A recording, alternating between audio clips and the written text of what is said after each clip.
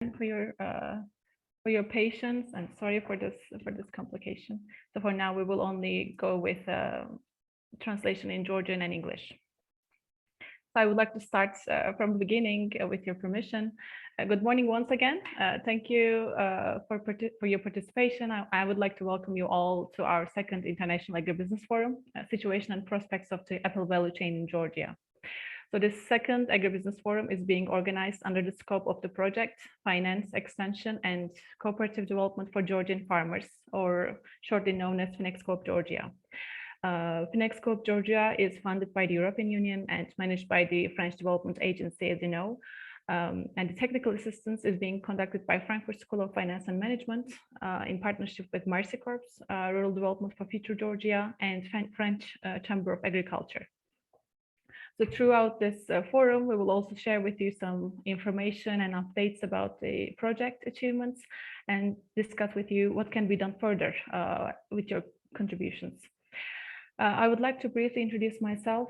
My name is Cansu Karatay. I am the project director of FinExCoop Georgia. And also today and tomorrow, I will be with you as the master of ceremony.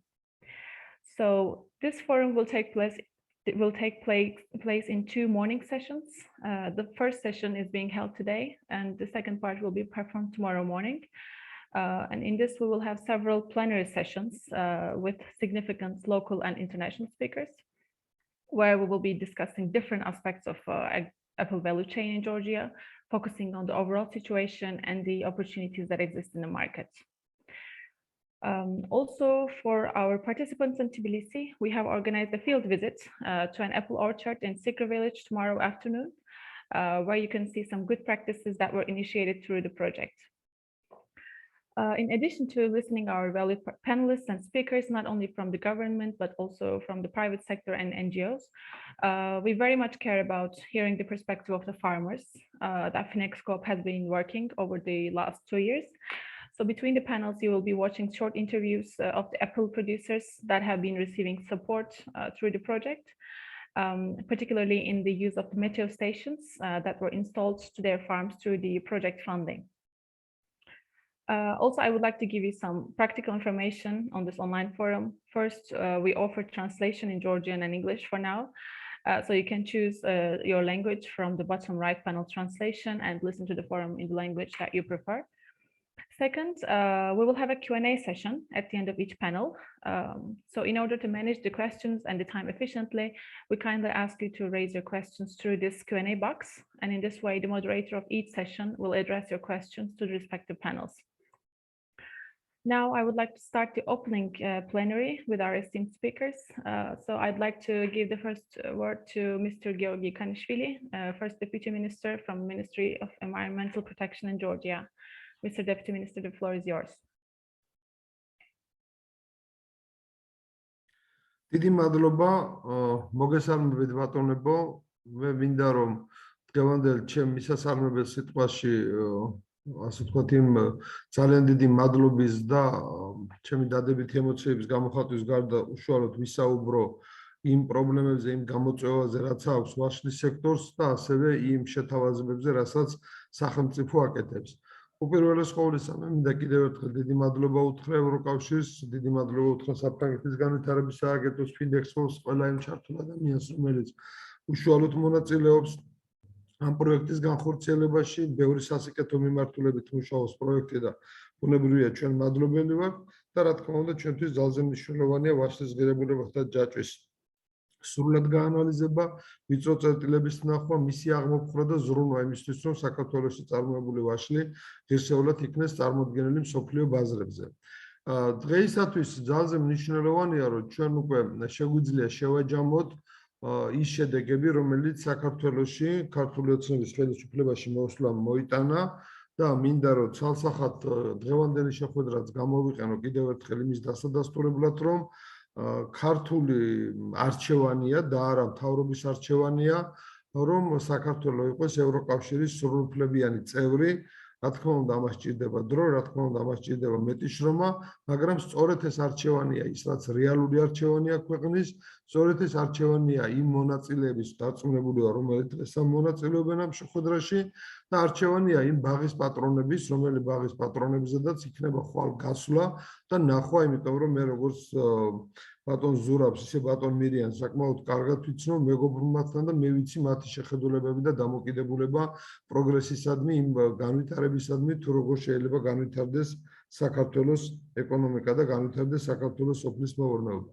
თორე ეს არიან ადამიანები, რომლებმაც ძალიან ნათლად დაინახეს ის შესაძლებლობები, რაც ქართულ სოფლის მეურნეობას ჰქონდათ, ფაქტობრივად ძალიან კარგად გამოიყენეს სხვა მსგავს ფერმერთა და ათასობით ფერმერთა მსგავსად ის შეთავაზებები, რაც სახელმწიფო განახორციელა და ჩვენ გვაქვს დღეს სექტორი ვაშლის, რომელთა გარკვეული ფართობები და სამწუხაროდ არასრულად პასუხობს მსოფლიო მასშტაბებს, როგორც ბაღის გაშენების, ისე ბაღის მოვლის, ისე ვაშლის, მიღებული ვაშლის სტანდარტებით და იმედი გვაქვს ჩვენ, რომ ეს ჩვენი ღირსეული პროდუქცია, რომელიც თავისი ხარისხობრივი და საგემოვნო თვისებებით ძალიან მნიშვნელოვანი, ასე ვთქვათ, აღმატებულებით არის ბევრ სხვა პროდუქტთან შედარებით, ღირსეულად იქნება წარმოდგენილი მსოფლიო ბაზრებზე.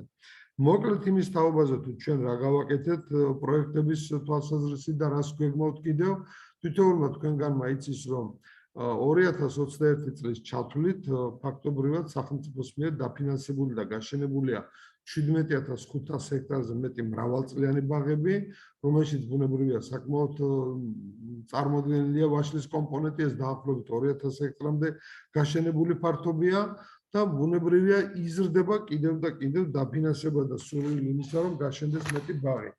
17500 ჰექტარის გაშენების პარალელურად ძალზე მნიშვნელოვანი იყო ის, რომ გაზაფხულზე გახსნილი პროექტი დანერგე მომავალი გამოირჩეოდა ყველა სხვა წინა, ასე ვთქვათ, შემოთავაზებებისგან მასშტაბის ეფექტით. 4300 ჰექტარზე მეტი განაცხადი იყო შემოსული, რომელიც მუშავდება, რომელზედაც დაწყებულია მუშაობა და ვფიქრობ, რომ ეს 4300 ჰექტარი იქნება კიდევ უფრო მეტი წინგადადგმული ნაბიჯი კვალიფიციური ბაღების გაშენების თვალსაზრისით, იმიტომ რომ ჩვენ ძალიან აქტიურად მუშაობთ სანერგე მეურნეობების განვითარებაზე, აქტიურად მედის კონტროლი იმპორტირებული ენერგიებიდან, რომ შემოვიდეს ხარისხიანი ენერგი, რაც ბუნებრივია წინაპირობაა, რომ ჩვენს მიერ გაშენებული ბაღები სულ უფრო და უფრო უკეთესი იყოს.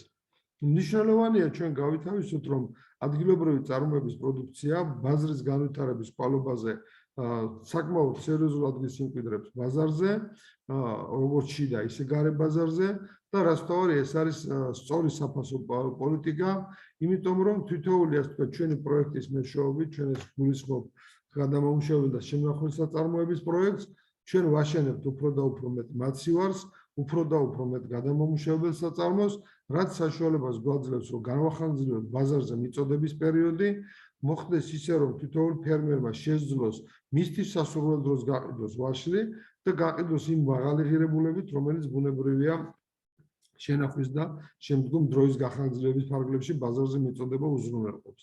რა თქმა უნდა, ღირებულების ჯაჭვის მთლიან სპექტრში ჩვენ არ გვაქვს კიდევ სრული, ასე ვთქვათ, დაფარვა და არის ძალიან ბევრი გასაკეთებელი საქმე, ამიტომ პროექტები გრძელდება, მიმდინარე ერთი თვეა გახსნილია პროექტები, როგორც გადამამუშავებელი, ისე შემნახველი, ფაქტიურად დაიხურა ეს პროექტები დღეს გახსნილი იყო მთელი თვის მანძილზე და ჩვენ უკვე გვაქვს ძალიან მრავალი წინადადება, რომელთა დასაფინანსებლად სახელმწიფოს ათეულობით მილიონი ლარი დასჭირდება, გამოყოფილი ეს რესურსები და ჩვენ თანდათანობით პროექტების წარმოდგენის და იმ მოთხოვნების დაცვის საფუძველზე, რომელიც გვაქვს, ბუნებრივია ეს პროექტებიც დაფინანსდება. მნიშვნელოვანი აღინიშნოს, რომ ვაშლის რაოდენობრივი მაჩვენებელი მეწლეულობასთან გამომდინარე წლიურად მერყეობს. 2 წლის წინ ჩვენ გქონდა გაცილებით მაღალი მოსავალი, გასული წელი შედარებით ნაკლებ მოსავლიანი წელი იყო. ვფიქრობთ, რომ მიმდინარე წელი უხვი მოსავლიანი წლით უნდა ხასიათდებოდეს. ამას ხელს უწყობს აგრეთვე ისო უფრო და უფრო მეტი ვაშლის ბაღი შედის სხმოიარობაში და ამასთანავე ეს ახალი ბაღები, რომელიც სხმოიარობაში შედის, გამოირჩევა თავისი რაოდენობრივი მაჩვენებლებით, თავის ხარისხობრივი მაჩვენებლით. მე მინდა უბრალოდ ვთქვა, რომ ვაშლის ღირებულებათა დაცვაზე ზოგადად და ოდესაც ჩვენ ვსჯელობთ საშუალო მოსავლიანობაზე, ეს ყველაფერი დამოკიდებულია ფერმერზე, მოვლის ხარისხზე, იმიტომ რომ ჩემდა საბედნიეროდ ჩვენ საქართველოში ყავს ფერმერები, რომლებიც გამოირჩევიან რეკორდული მოყვანის კულტურით. მაგალითად, სულ 2 დღის წინ მე ვიყავი დასავლეთ საქართველოში, გურიაში, სადაც ვნახე ფერმერი კორნელი ლომაძე რომელსაც მოყავს 1 ჰექტარზე 4 ტონა თხილი. ფაქტობრივად ეს სამეგრელოს რეკორდულ მაჩვენებლებსაც კი უსწრებს. ამასთანავე მე მინდა ძალიან დიდი მადლობით მოვიკითხო და ვთქვა, რომ არსებობს გორის რაიონში ტყვიავის მიმართულებით ზუსტად სოფელი, რომელიც სოფლიდან არის აღარმახსოვრდა მგონი ტყვიავიდან არის გიორგი ჯალაბაძე, ბატონი გია, რომელსაც 1 ჰექტარზე საშუალო საძირეზე მოყავს 100 ტონა ვაშლი. ეს არის საკმაოდ რეკორდული მაჩვენებლები, თუმცა ჩვენ ვიცით, რომ ინტენსიური ბაღები, ვისაც აქვს და აქვს ძალიან ბევრი გვესწრება, მათ შორის ადრე ნახსენები ჩემს მიერ ბატონი ზურაბი და კიდე სხვა მეგობრები, რომელთაც 40-50 ტონა, 60 ტონა უკვე არ მიაჩნიათ არანაირ დიდ ბარიერად და ჩვენ უფრო სერიოზული პარამეტრებისკენ მივდივართ. ისე რომ მოსავლიანობის ზრდის მოლოდინი ჩვენ ნამდვილად გვაქვს, ნამდვილად არის მოლოდინები იმასთან დაკავშირებით, რომ ჩვენი ვაშლი ასე გაიზრდება მიკვლევადობა, გაიზრდება გლობალ-გაპის დანერგვა, გეოგაპის დანერგვა, რაცთვისაც ჩვენ პროექტები დამატებით გვაქვს და ვეხმარებით ფერმერებს, გაიზრდება ბრენდირების მაჩვენებლები და მსოფლიო ბაზრებზე ვიქნებით ღირსეულად წარმოდგენილი და წლიდან წლამდე ჩვენ გვექნება პროგრესი ექსპორტის თვალსაზრისით, იმიტომ რომ დღეს ვაშლიც ისევე როგორც ბევრი სხვა კულტურა დამოკიდებულია რუსულ ბაზარზე, თუმცა იქაც გვაქვს წარმატებები საკმაოდ მნიშვნელოვან საფასო სეგმენტით გაგვაქვს ექსპორტზე ვაშლი და ეს მოცულობები წლიდან წლამდე მერყეობს, მაგრამ ვფიქრობთ მიმდინარე წელი იმის გამო რომ მოსავალი მეტი იქნება, კიდევ უფრო ასე ვთქვათ, სახასიათო იქნება დიდი რაოდენობის ექსპორტზე გატანა. მე მინდა ორიოდე სიტყვით შევეხო თვითონ აღჭურვის დონეს. თქვენ იცით, რომ საქართველოში 2012 წლისთვის ერთადერთი ტექნიკის მფლობელი ორგანიზაცია იყო მექანიზატორი, რომელზედაც იყო დამოკიდებული მთლიანად საქართველოს სოფლის მეურნეობა.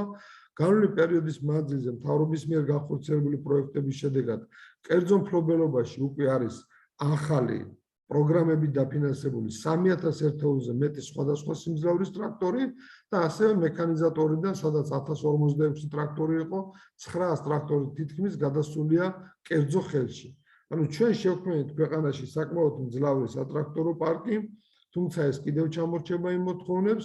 ამასთანავე სატრაქტორო პარკთან ერთად ჩვენ გვაქვს სხვადასხვა პროექტები, რომელიც არის მოსავლის აღების პროექტები, სადაც უკვე ვაშლის კულტურისთვისაც ჩვენ გვაქვს ბაღიდან გამოსატანი, სხვადასხვა მისაბმელები, სხვადასხვა ტექნოლოგიური სიახლეები და შეიძლება ითქვას, რომ გორის რაიონში ძალიან ბევრია უკვე ბაღი, რომელიც თანამედროვე ტექნოლოგიით არის გაშენებული, თანამედროვე ტექნოლოგიით ხდება მოვლა, თანამედროვე ტექნოლოგიით ხდება მოკრეფა, გადაადგილება თანამედროვე ტექნიკური საშუალებით, შენახვა თანამედროვე მაცივრებში, მაცივრიდან მერე ვაშლის გამოტანა თანამედროვე ტექნოლოგიით, მისი გარეცხვა, გაშრობა, ბრენდირება და ბაზარზე მიწოდება.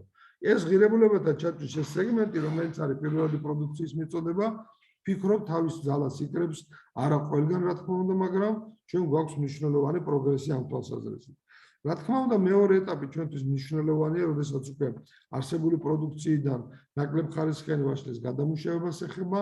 თქვენ იცით, რომ სახელმწიფო ყოველწლიურად სტაბილურად მონაწილეობას ღებულობს ეგრეთ წოდებული ნაქარი ვაშლის ჩაბარებაში და დაბალხარისხიანი ვაშლის ჩაბარებაში მონაწილეობას ღებულობს, იმიტომ რომ ეს ვაშლიც გარდაიქმნეს ღირებულებად და ჩვენთვის ყოველთვის მნიშვნელოვანია, რომ სახელმწიფოს დახმარებით ჩვენ ვქმნით ისეთ უკვე მაღალ ტექნოლოგიურ პროდუქტს, როგორიც არის დაუშვათ ვაშლის წვენი, რომელიც გადის ქვეყნის ფარგლებს გარეთ, ან ხდება საწარმოების განვითარება, დამატება, გაძლიერება, რომ უშუალოდ მოხდეს ამ ვაშლის წვენის კონცენტრატად გარდაქმნა ეს შემთხვევაში და ისე გაყიდვა, მეორე შემთხვევაში კონცენტრატის აღდგენა და უკვე ადგილზე წვენების ჩამოსხმა. ჩვენი მეურნეობები და წარმოებლები ხშირად მონაწილეობენ გამოფენებზე, სახელმწიფო ამას ეხმარება სულ ცოტა ხნისკენ. ჩვენ ვიყავით ბაქოს გამოფენაზე, სადაც ძალიან მნიშვნელოვანია, რომ გორის რაიონის საწარმოები წარმოდგენილი იყვნენ უკვე სხვადასხვა პროდუქციით, ეს არის ჩიფსები ვაშლის, ეს არის წვენი, ცივად დაწურული თუ სხვადასხვა მაღალ ტექნოლოგიური პროცესებით, ეს ყველაფერი არის ის, რომ ჩვენ ღირებულებათა ჯაჭვის უკვე გადამუშავების კომპონენტშიც წარმატებით ვითარდებით, გვაქვს პერსპექტივა, გვაქვს ხედვა, გვაქვს ფინანსური მიმართულება, სამწუხაროდ არ არის საკმარისი ის ფინანსური რესურსი, რასაც ჩვენ ვეხმარებით, მაგრამ ვფიქრობ იმის ეფექტურად გამოყენებით, რაც რესურსებიც გვაქვს, წარმატების მიღწევა და გაგრძელება ნამდვილად შესაძლებელია. მე მინდა ვთქვა, რომ საქართველოს არჩევანი ბუნებრივია არის ევროკავშირის და ევროატლანტიკის სივრცე, ამიტომ ჩვენი არჩევანია, რომ ჩვენ ვაწარმოოთ ისეთი პროდუქცია, რომელიც ნამდვილად იქნება მსოფლიო ბაზრებზე მიწოდებული, ნამდვილად იქნება სპექტრი ძალიან ფართო ქვეყნებში, სადაც უდიდესი ეს ამერიკა იქნება, ევროპა თუ აზიის ქვეყნები, რათა თითოეულმა ფერმერის დონეზე და თითოეული მეწარმის დონეზე ჩვენ გქონდეს მაღალი დივერსიფიცირება და ნაკლები დამოკიდებულება ისეთ ქვეყნებზე, რომელიც სამწუხაროდ დღესაც ომში არიან ჩაბმულები, ომს, რომელსაც არც თუ მარტივი პერსპექტივა და არც თუ მოკლევადიანი პერსპექტივა უჩანს. რა თქმა უნდა, ჩვენთვის პრობლემურია, როდესაც ჩვენთვის ძალიან მნიშვნელოვანი როგორც ექსპორტის, ისე იმპორტის თვალსაზრისით ქვეყნები არიან საომარ ვითარებაში ჩაბმული, მაგრამ როგორც არაერთგზის გვითხოვს, ნებისმიერი პრობლემა იძლევა ახალი შესაძლებლობების, ახალი ხედვის ჩამოყალიბებას და ჩვენ ამ გზით უნდა ვიზრუნოთ.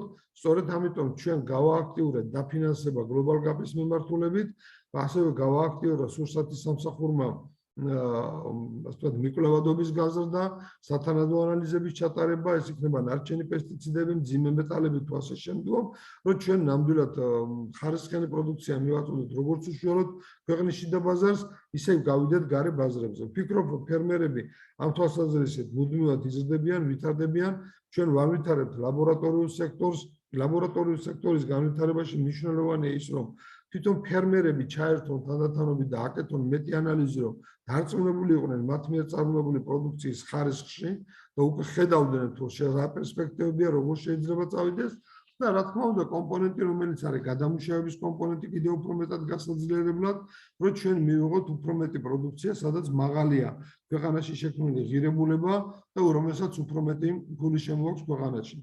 მე მინდა შეგახსენოთ, რომ ჩვენ 2021 წელს 2020 წელთან შედარებით ასე ვთქვათ, გავზარდეთ ექსპორტის მოცულობა 200 მილიონი დოლარით და საქართველოსთან გატანილმა სასოფლო-სამეურნეო პროდუქციების ექსპორტმა გადააჭარბა $1.142 მილიარდ. ეს იყო აბსოლუტური რეკორდული მაჩვენებელი, თუმცა თქვენ ასევე იცით, რომ პრემიერის დავალებით ჩვენ შემუშავებული გვაქვს 10 წლიანი განვითარების გეგმა 2030 წლამდე, სადაც ჩვენი საექსპორტო პოტენციალის ხედვა გვაქვს არა მილიარდების, არა უკვე $3 მილიარდზე საუბარი და ეს არ არის უტოპია, ეს არის ნამდვილად შესაძლებელი, თუკი ჩვენ სათანადოდ ვაწარმოებთ იმ ვაშს, იქნება თუ სხვადასხვა ხილს, თუ სხვადასხვა მეცხოველეობის მიმართულების პროდუქტებს, რაზედაც პროგრამულად არის გაწერილი ყველაფერი და ჩვენი ფერმერები იქნებიან ბევრად უფრო ძლიერები, ბევრად უფრო მდიდრები, ბევრად უფრო თანამედროვე ტექნოლოგიით აღჭურვილები, იმიტომ რომ სოფლის მეურნეობა კაპიტალტევადი სფეროა, ამიტომ ჩვენ ვაგრძელებთ ყველა იმ სისტემურ პროექტს და ვაღრმავებთ ამ სისტემურ პროექტებს. თქვენ იცით, რომ 2022 წელს ჩვენ საზოგადოებას, ანუ თქვენ ფერმერებს შემოგთავაზეთ საბრუნავი საშუალებების თანადაფინანსების კომპონენტი, სადაც 9%-ს ვაფინანსებთ და ვფიქრობ, ეს იყო ძალზე მნიშვნელოვანი და წინ გადადგმული ნაბიჯი, იმიტომ რომ წლების მანძილზე სახელმწიფოს აღარ ჰქონდა საბრუნავი საშუალებებში დახმარების კომპონენტი და 5-დან 100,000 ლარამდე მნიშვნელოვანი დახმარებაა ფერმერისთვის, რომ მოიყვანოს, მოკრიფოს ვაშლი იქნება თუ სხვადასხვა კულტურები. მნიშვნელოვანია, რომ შედარებით წვრილ ფერმერებს ჩვენ ვეხმარებით 300 ლარიანი ვაუჩერით, რომელიც ასევე მოსავლიანობის გაზრდაზეა ორიენტირებული, რა თქმა უნდა, თავისი მასშტაბების ადეკვატურად. მნიშვნელოვანი იყო ის მექანიზაციის პროექტი, რომელიც წლის ბოლოს განხორციელდა და მუშაობთ კიდე ახალ პროექტზე ამ მიმართულებით. და ვფიქრობთ, რომ ჩვენ პროექტებში ბევრი გვაქვს სამუშაო, ძალიან მნიშვნელოვანია, რომ ჩვენი პროექტები ითვალისწინებს კონფლიქტისპირა რეგიონებისთვის მეტი დახმარების გაწევას, ითვალისწინებს ჩვენი პროექტები ქალთა მეტ ჩართულობას, ჩვენი პროექტები ითვალისწინებს გარემოზე ზემოქმედების შემცირებას და ისეთი ტექნოლოგიების განვითარებას, სადაც მეტი იქნება მწვანე ეკონომიკის კომპონენტები, სადაც გვეყოლება მეტი მესაკუთრე ქალბატონი, სადაც იქნება მეტი კოოპერაცია, მეტი გაერთიანება სოფელში მაცხოვრებლები ადამიანების.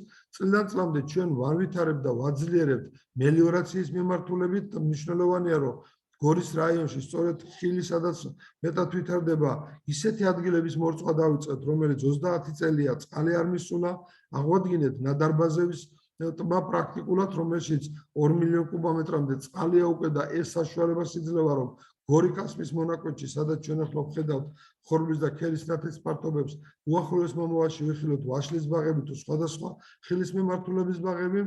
ეს ყველაფერი არის ძალიან შთამბეჭდავი, თუ თუმცა კიდევ ხას უსვავ არის მცირე იმასთან შედარებით რისის სურვილიც აქვს სახელმწიფოს რისის სურვილიც გვაქვს ჩვენ და ჩვენ ვფიქრობთ რომ ყველანი ერთად დონორები ჩვენი დახმარება ევროკავშირი ამერიკის შეერთებული შტატები ცალკეული პროგრამები საფრანგეთის განვითარება იქნება ეს ავსტრიის შვეიცარიის თუ ასე შემდგომ ყველანი ერთად შევძლებთ რომ გავაძლიეროთ როგორც პირველად ისე გადამუშავების წარმოება მე მინდა ორიოდე ციფრი გითხრათ და მეც თავს აღარ შეგაწყენთ 2012 წელს ჩვენი პირველადი სოფლის მეურნეობის წარმოება დაახლოებით იყო 2 მილიარდ 400 მილიონი ლარი დღეისათვის თითქმის გასამაგებულია და 7 მილიარდს აღწევს ასევე თითქმის 7 მილიარდს აღწევს მისი გადამუშავება რომელიც ასევე გასამაგებულია რა თქმა უნდა შთამბეჭდავი ციფრებია მაგრამ კიდევ ერთხელ ხაზს უსვავ ეს არ არის სრულად საკმარისი ქვეყანას მის მიწას ნიადაგს წყალს კლიმატს შეუძლია გაცილებით მეტი ჩვენი ფერმერებიც აღარ არიან ის ფერმერები რომელიც 10 წლის იყვნენ მათ ძალიან ბევრი ცოდნა დააგროვეს თუმცა ყველაზე მეტი დეფიციტი ამ თვალსაზრისით სწორედ ცოდნაზე გვაქვს ჩვენ და ვფიქრობ რომ დღეს ძალიან ბევრი მუშაობა იქნება ამ თვალსაზრისით ძალიან მნიშვნელოვანია ჩვენ გავაძლიეროთ თვითონ ნაკვეთების მოვლის კულტურა, იმიტომ რომ ამ თვალსაზრისით ჩვენ ხშირ შემთხვევაში ვაწყდებით ბარიერებს, რომ ვიცი და მეტი რაღა მინდა, მაგრამ ძალიან სამწუხაროა, რომ ეს ცოდნა ხშირად ქიმერაა, ცოდნას სინამდვილეში არ გვაქვს და მე ვხედავ აქ ჩვენს ძალიან მნიშვნელოვან მეცნიერს და ჩვენს მეგობარს და ასე ვთქვათ თანამშრომელს ბატონ ზვიადს და ვფიქრობ მას ძალიან საინტერესო ლექციები და გამოსვლები ექნება და მოსასმენია და შესასმენია ეს ყველაფერი, იმიტომ რომ ჩვენ ცოდნა ძალიან გვაკლია რომ მივიღოთ მაღალხარისხიანი პროდუქცია და ის რაოდენობა, რომელიც საშუალო სახექრო მოსავლით უნდა მივიღოთ. ჩვენ ძალიან მნიშვნელოვანია დაზღვევის თემა. ხედავთ რომ წლების მანძილზე გორის რაიონი, ანუ ვაშლის რეგიონი, გორი, კასპი, ქარელი, ხაშური, ასე ვთქვათ, დაუნდობლად ისეთყვება. სახელმწიფო ამ მიმართულებით გადადგა ძალიან მნიშვნელოვანი ნაბიჯი. სულ რამოდენიმე თვის წინ კიკეთის თავზე გაიხსნა ძალიან მნიშვნელოვანი სადგური, რომელიც უზრუნველყოფს მთლიანად რეგიონის სეტყვისგან დაცვის ღონისძიებებში აქტიურ ჩართვას. ჩვენ მუშაობთ ავიაციის კომპონენტის განვითარებაზე, სეტყვის საწინააღმდეგო სამუშაოებისთვის და ესეც გვექნება დარწმუნებული ვარ უახლოეს მომავალში. ძალიან მნიშვნელოვანია ღონისძიება, რომელიცაც FinExCoop ახორციელებს საუბარი მაქვს იმ მეტეოსადგურებზე, რომელიც ფერმერებს გადაეცემა და ფერმერებისთვის, იმიტომ რომ აქაც ალბათ ეს ყველაფერი საბოლოოდ უნდა ჩაერთოს ნიას ქსელში.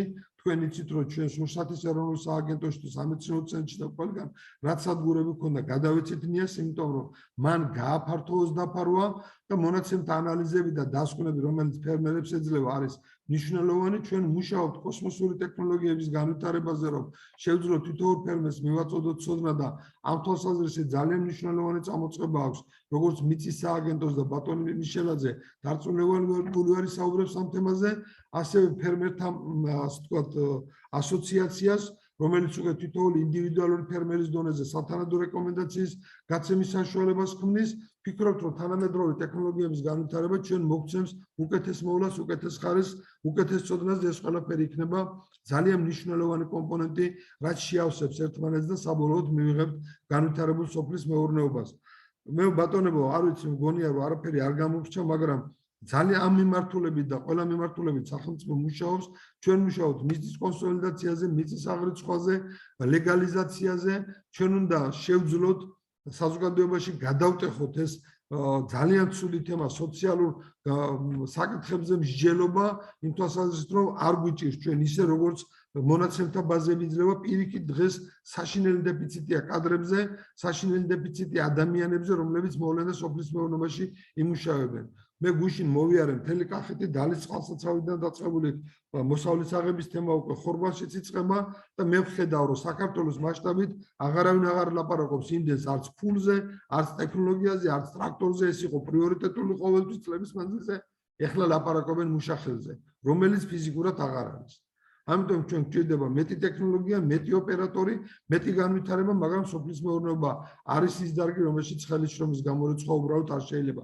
ჩვენ გვჭირდება ინოვაციები და ამ ინოვაციების დანერგვაზე მეცნიერული მიდგომაზე ჩვენ გავაძლიერებთ მუშაობას სანერგეების მიმართულებით და მუდმივად სულ პროცესია სახელმწიფო რომ ფერმერები იყვნენ რაც შეიძლება მეტი ცოდნით და მეტი სისტემით აღიარებული. როდესაც ჩვენ ლაპარაკობთ ექსტენსიაზე, როდესაც ლაპარაკობთ საჩვენებელ მეურნეობებზე, ფაქტიურად ჩვენი სამსახურები ყოველ დღე Facebook-ს ვინცადებენ თვალს, გადიან მოსახლეობასთან, ელაპარაკებიან, აძლევენ ინფორმაციას და ეს ყველაფერი ქმნის იმის ღრმარწმენას, რომ ჩვენ სოფლის მეურნეობას აქვს ძალიან მნიშვნელოვანი მომავალი. ამ წარმატებას უსურვებ თითოეულ მონაწილეს და კიდევ ერთხელ მადლობა თითოეულ ადამიანს, თითოეულ ორგანიზაციას, თითოეულ დონორს, რომელიც ქმნის საქართველოს ხვალინდელ დღეს, საქართველოს ხვალინდელ მომავალს და მე ვფიქრობ, რომ ჩვენი დღევანდელი ერთად ყოფნა კიდევ ერთი ნაბიჯი იქნება გადადგმული იმისკენ, რომ საქართველოს შეაღოს ევროკავშირის კარები, მიიღოს კანდიდატის სტატუსი, იმიტომ რომ ის ნამდვილად იმსახურებს ამას.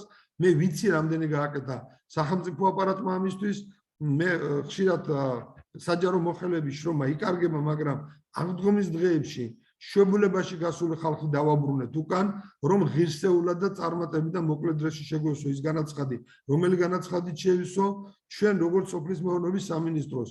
არ გვაქვს ჩამორჩენა არც ერთი მიმართულებით იმ რეგულაციების მიღებაში, რომელიც ნაკისრია ასოცირების ხელშეკრულებით, გვაქვს წარმატებები დანერგვაში, სასურველია მეტი რესურსი და დანერგვის ტემპები გაიზარდოს, მაგრამ სწორედ ამიტომ რომ ჩვენ გვჭირდება ღია კარები, გვჭირდება მეტი ფინანსური თანადგომა, გვაძლევს იმის რწმენას, რომ ევროკავშირი ამ ყველაფერს გაითვალისწინებს და ჩვენ გავხდებით იმ დიდი სამეგობროს წევრი, რომლისგანაც ასე მიილტვიან ყველანი საქართველოში ჩვენი წინაპრებიდან დაწყებული მარტო სულხან-საბას ვოიაჟი რადგის საქართველოს სამეფო კარზე. წარმატებას გისურვებს მეგობრებო, თქვენ ვიცი რომ ორდღიანი საკმაოდ საინტერესო დატვირთული შრომა იქნება. მე შევეცდები თქვენთან ერთად ვიყვია მისასალმების შემთხვევაში, შემდგომ დაგტოვებთ, მაგრამ ეს არნიშნავს რომ არ გისმენთ ყურადღებით, არ გაქცევთ თუ სად და როგორ იქნება.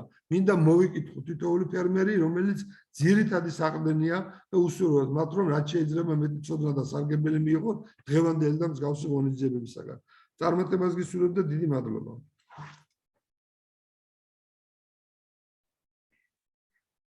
Thank you very much, Mr. Deputy Minister, for your rich presentation. I think it was very, very inspiring for all participants. Now I would like to give the word to Mr. George Dehu from EU Delegation to Georgia, Program Manager.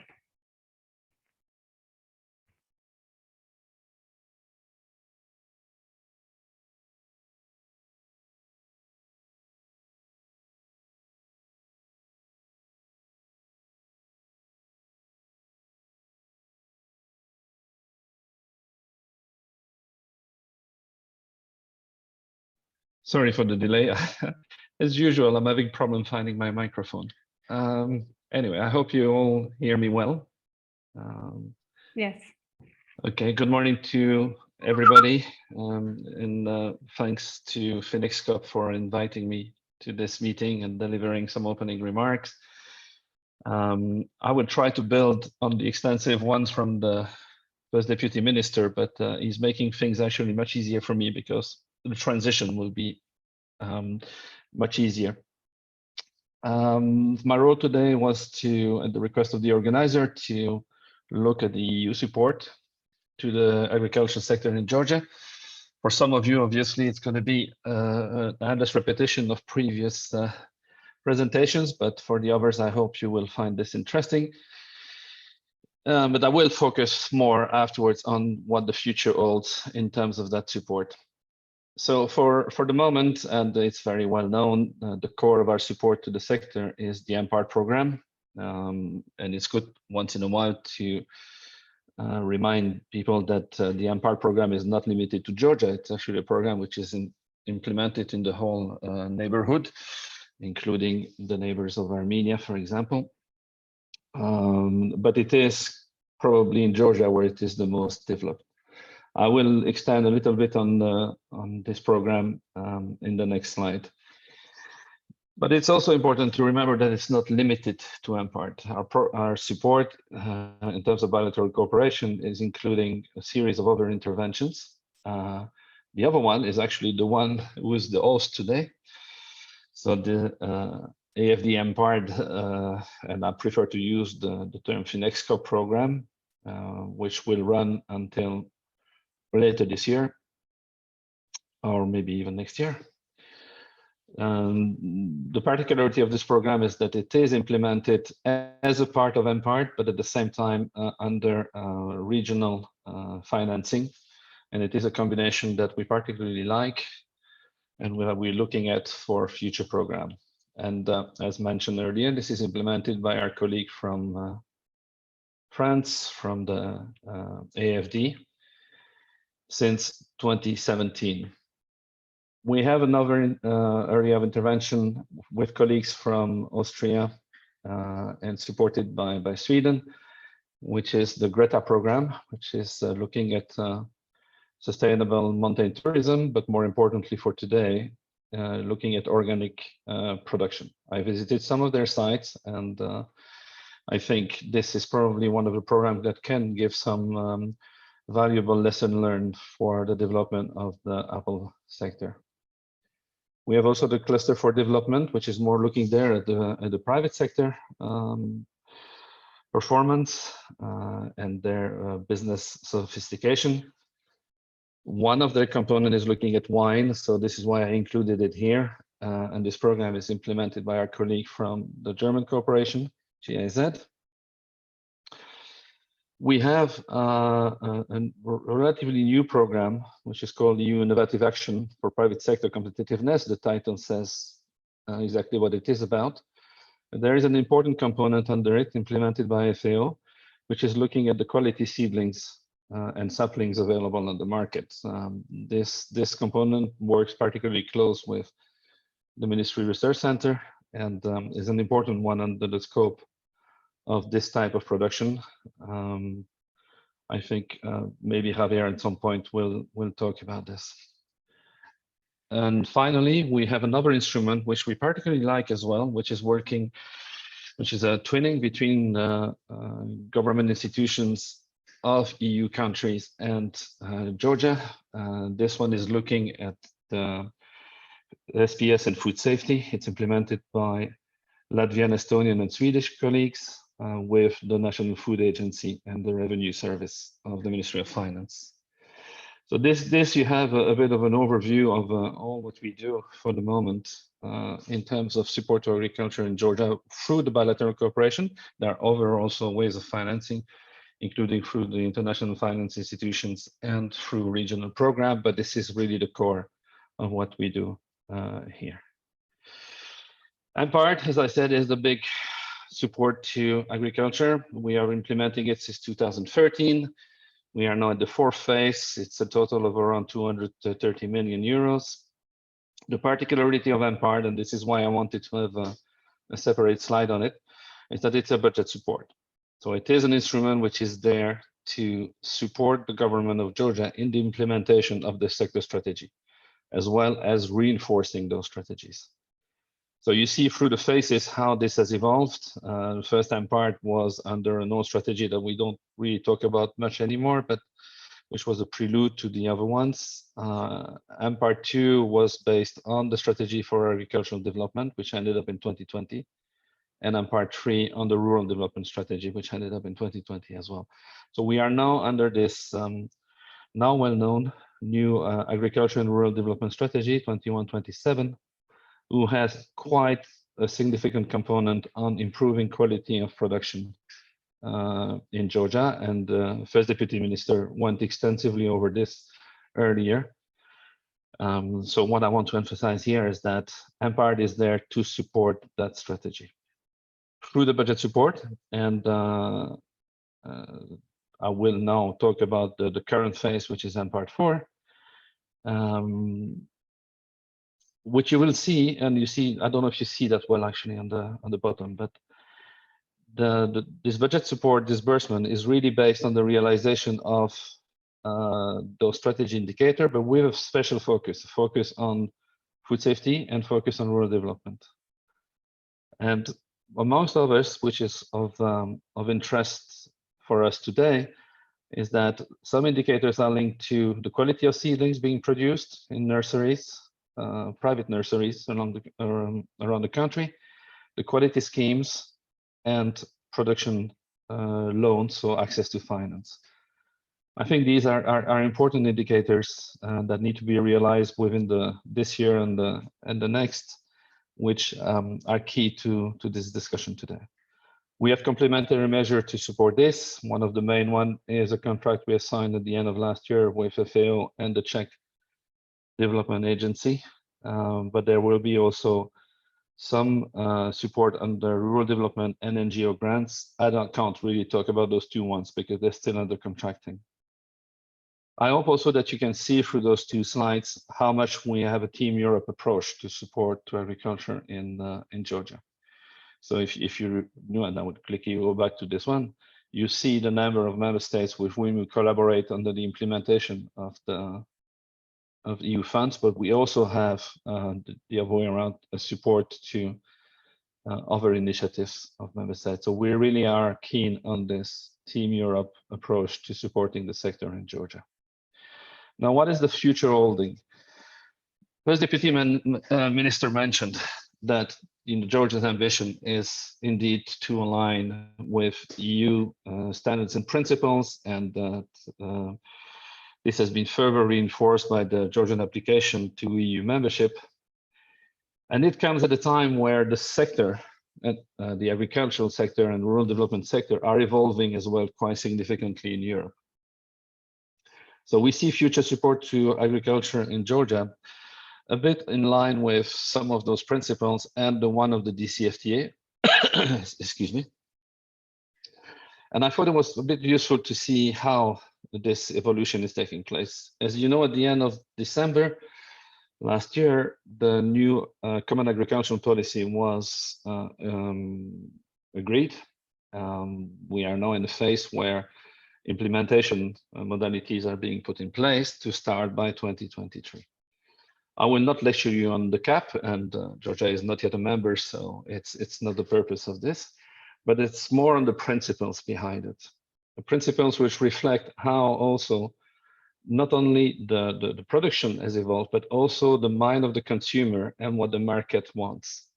And I think that's important in the scope of fruit and vegetable productions, for example, because to crack the EU market, you'll have to understand what the EU consumer actually wants and will want more and more in the future.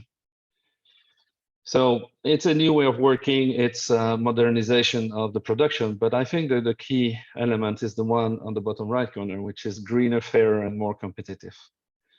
And what this means in practical terms is that all EU member states will have to show a higher ambition on environment and climate action, which in turn means that the producers themselves will have to show a higher ambition on environment and climate action.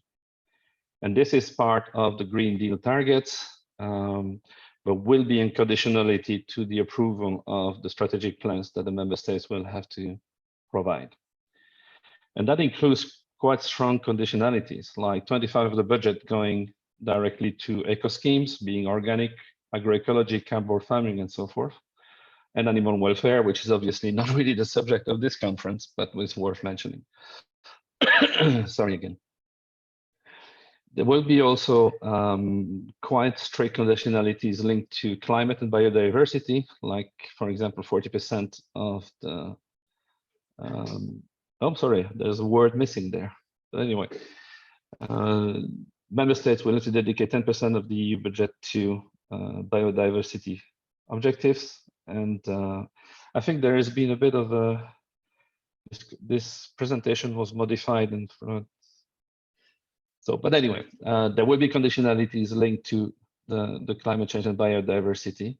That will be conditionalities that will make or break strategic plans supported by, provided, sorry, by the member states. This definitely all applies to what we're discussing during this conference.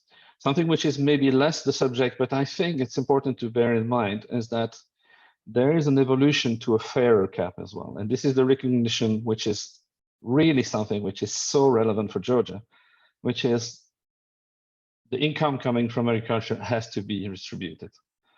And now member states will have to dedicate 10% of their direct payment to better address the needs of smaller and medium farm. This is not relevant directly to Georgia principle, but it is the principle, sorry, behind, which is important, which is we have to make sure that whatever we do in modernization of agriculture, it benefits all levels of productions. And this will come also with conditionalities linked to labor standards, supporting young farmers, increase women participation. And I believe this is exactly what was mentioned by the ministry earlier on. This is also part of the same Georgian values. More competitive is the key one, obviously, because the first two are very good, well and good, but it will only work if the sector is productive. And this will be looking at, sorry, I have something on the screen. This will be looking at the position of farmers in the supply chain and boosting the competitiveness of the agri-food sector. The first deputy minister mentioned that in long details, and it's all relevant indeed. But it's also looking at improving bargaining power. And that's looking at producers' organization and cooperatives and the way farmers work together to get a better foot into the market. And that I think is important for Georgia, because if you want to crack indeed the EU market, you will have to have this competition in mind. So having quality products, having green products, having socially responsible products will open new markets for your products. And this is what we would really like to work on under the new programming phase, working maybe closer with private sector to also allow Georgian agriculture to be not only more competitive, but also fairer and greener. And I think in the discussions today, these are principles that we should really look at. Because we have to be making more of the DCFTA than we do for the moment. And that implies working for the benefit of the Georgian consumer and for the competitiveness on exports, including for the apple sector. And diversification of market, by the way, for apple is a key export market, is a key element and a key subject for the moment. Sorry for the hesitation, but I have things appearing on my screen, so it's a bit disturbing. But this is what I wanted to conclude on. So thank you very much for your attention. Thank you very much, George. Excuse me. ბატონო წამყვანო, პატარა რემარკი მაქვს თუ შესაძლებელია. მე მინდა ერთი მარტივი თხოვნა გავაჟღერო. ბატონ ჟორჟ, ძალიან დიდი მადლობა, მაგრამ ბატონ ჟორჟსაც და ყველა გამოსვლას მინდა ვთხოვოთ, თუ კი პრეზენტაციები რაც ექნებათ, რომ გამიზიარონ მეილზე, თუ არ შეწუხდებიან.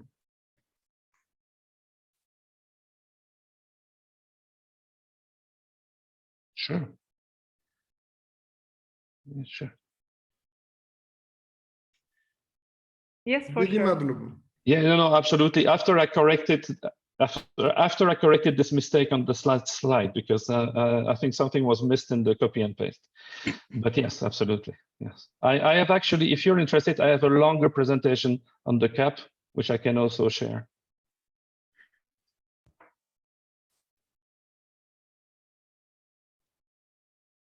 Okay. ძალიან Thank დიდი you very მადლობა. რა თქმა უნდა, მირჩევნია ვრცელი პრეზენტაცია.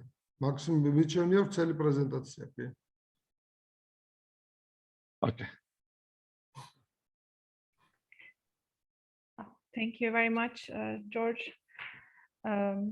Now I would like to give the word to Mr. Rafael Jozan, head of the South Caucasus Regional Office from AFD. Rafael. Hello. Hello. Jansu, can you hear me? Yes. Yes. Yes.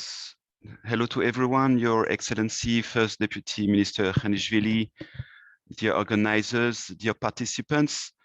I'm very glad that we could organize the conference today, and I congratulate those who could gather, all of us, especially the FinExCoop team, AFD and EU, and the participants, and most importantly for the preparation of the content of the conference today and tomorrow. This conference is timely. FinExCoop project is entering its last stage of implementation, and it represents for a development bank as AFD the best asset. AFD has the intention to develop massive support to Georgian agriculture in the coming years, starting from 2022, and definitely FinExCoop was the first stone that we could bring and for consolidating a ground where we will be building the operations for the service of the development of Georgia. You can go on this next slide. I don't have the access to the PowerPoint, then please, Lola, if you can go to next slide, would be great. Next, yes, you can go to next now. Yes, then it is an asset, and I think that the main asset is to have been developing a platform for stakeholders, especially the FAO and the other development partners, experts, banks, private businesses, officials in Georgia and Europe. And it has been doing this on the 3 pillars of the FinExCoop project: finance, extension, cooperatives. And I really want to congratulate the team for this.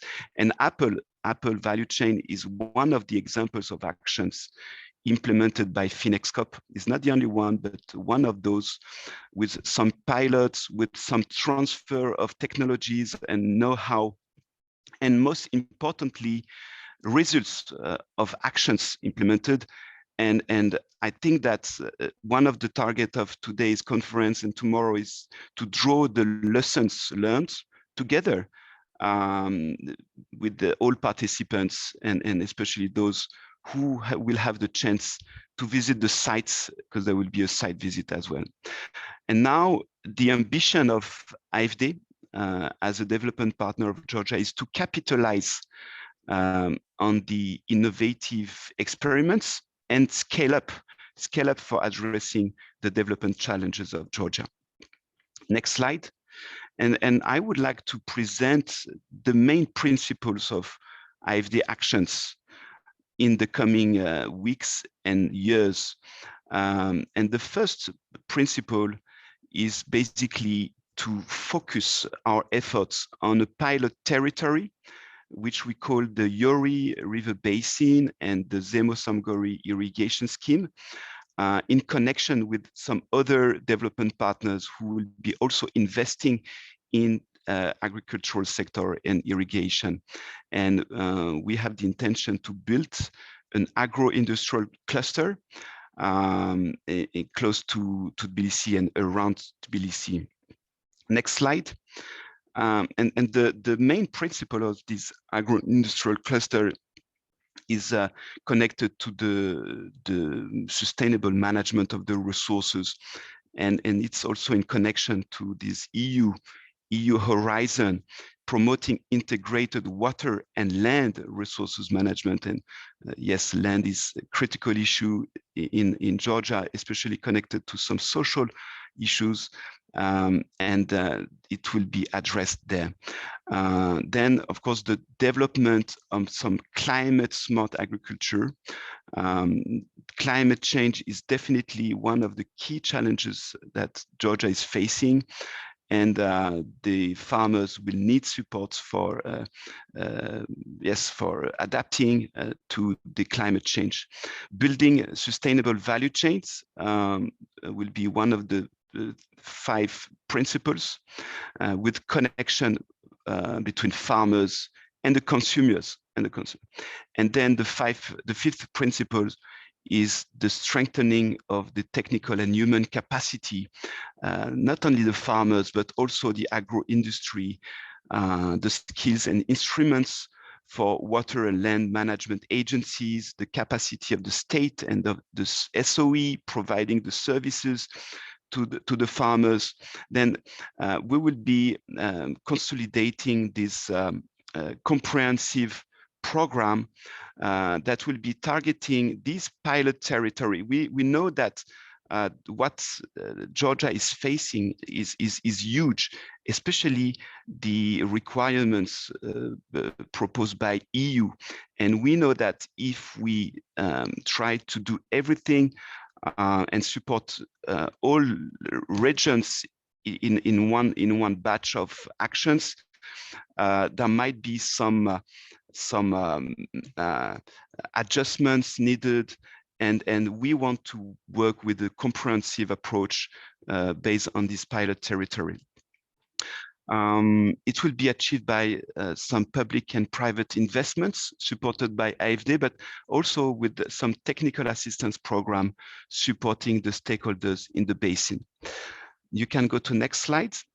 In the same time, and I think it's also relevant, and it's also in connection with what EU is proposing, is to strengthen the institutions.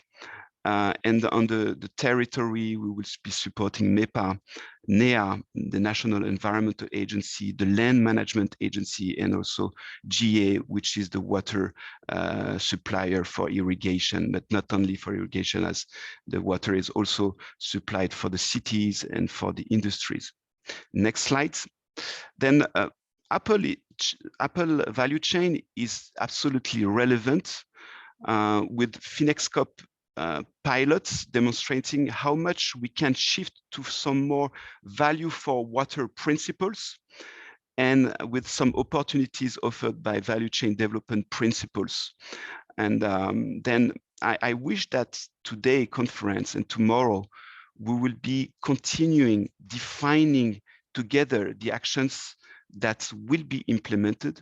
And I will be looking forward to working with the government and development partners for putting the efforts in developing Georgian agriculture and economy in a peaceful way. Thank you very much, and then all the best to you for the conference and for the debates and exchanges. Thank you, Rafael, for your speech. Now I would like to invite Mr. Javier Sanz Alvarez, Program Coordinator of FAO MPART. Hello, good morning. Very briefly, because I think we're taking quite a lot of time and I think the interesting element will come later. On my side, just to mention several of the things that we have been doing under the MPART and the EU project on innovative action in the last years, and concretely on the sector of apple production. Under MPART, we have been working on value chain development and value chain assessments of apples, supporting the capacities of the Ministry of Environment Protection in Agriculture, so that the staff of the ministry is able directly to make their assessments in terms of value chain. And we have been working together with the Rural Development Agency in the evaluation of the different programs that has been supported by state funds. And concretely on the Plan the Future and preferential agrocredit and some others. Significant part of those projects were related to fruit production, and concretely apple production has been one of the main crops that have been utilized, especially for Plan the Future. Parallel to this, we have been working on extension support to farmers and extensionists, trying to raise the knowledge on the capacities of producers, of the private sector in the sector, and that we have been developing a module of training on key bottlenecks that prevent the good functioning of the sector and leads to low productivity and yield. And finally, one of the elements that I think that have been probably more interesting is that we have supported the work to create to the nursery sector in the certification process of seedlings, of apple saplings, but we've been working on the wine sector all the way from the wine sector to all the orchards and fruit production, concretely also on the apple subsector. And on this one, we have created in Jigaura, we have supported the Scientific Research Center to create a greenhouse in Jigaura, where we are keeping the mother blocks, so the mother plants of international varieties of several fruits and crops, but also of apples on both the rootstocks and the aerial part. So this is the first step to later and working also with the nurseries, so that we can ensure the quality true to type of some of these international varieties in some of the nurseries, and so that they do the process of multiplication of these varieties and the certification of these saplings, so that the sector, in the end, farmers, companies can buy saplings that they know what is that they can be sure both of the variety, the right variety that they're buying, and the phytosanitary situation, so there are no virus, bacteria in this propagated material. This has been identified as one of the main bottlenecks that have made it more difficult to develop the apple sector in Georgia. So coupling this part of the certification with the work that we are doing on extension, where we are collaborating with FinExCoop and with other partners to ensure that we are bringing more added value and more knowledge to the producers. And of course, working with the policy work with the Ministry of Environment Protection and Agriculture, so that we can support better shaping of these support programs that exist already. That's everything that we have been doing with the support of the European Union in the last year in the apple sector, which is very interesting. It's very focused. We're going to see later several presentations on that, but that certainly provides an opportunity for a significant part of producers. So that's basically everything from my side. Thank you. I stop here. Thank you very much. Thank you very much, Mr. Alvarez, for your speech. So I would like to leave the floor for the last speaker of this opening plenary, to Christophe Cordonnier, team leader of FinExCoop Georgia.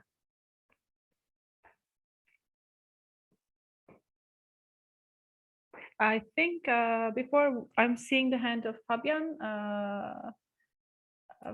for a question, maybe.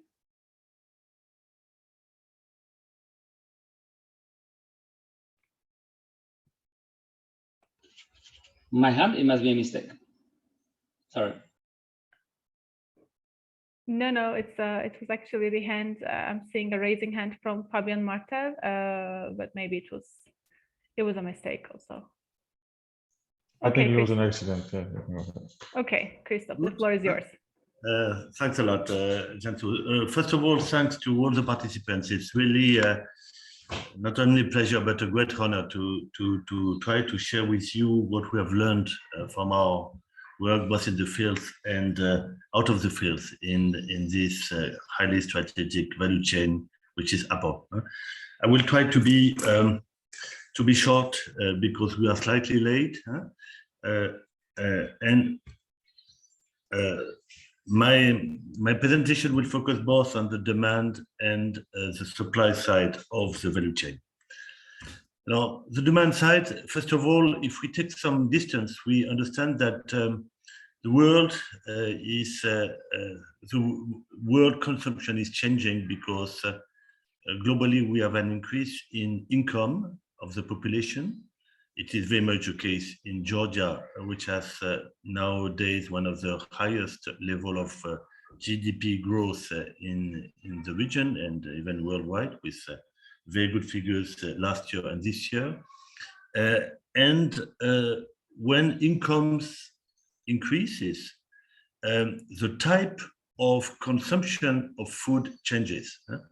We see that for high-income countries like EU countries, there is no increase in the consumption per capita of cereals when there is increase in income. But for these countries, we have still, for $1 of increase of income, or $36 of increase in food consumption. In a country like Georgia, which is a middle-income country, this increase is even bigger. So concretely, we can expect a strong growth of demand for fruit globally, but also a very strong growth locally. Now, these general factors, which have been well documented in particular by FAO, apply very well to apples. And here we have in this graph the food supply quantity of apples and products, kilogram per capita and per year from FAO statistics. And you see that today, Georgia is on the right, the level of consumption of apples per capita in Georgia is extremely low. 3 kilograms per capita per year, according to FAO stat in 2019. It is 3 times less than in Azerbaijan, 5 times less than in Russia or Armenia, and it is nearly 10 times less than in Turkey. Obviously, statistics are not always perfect, but what we see is that there's definitely scope for very, very big increase in domestic demand in the near future.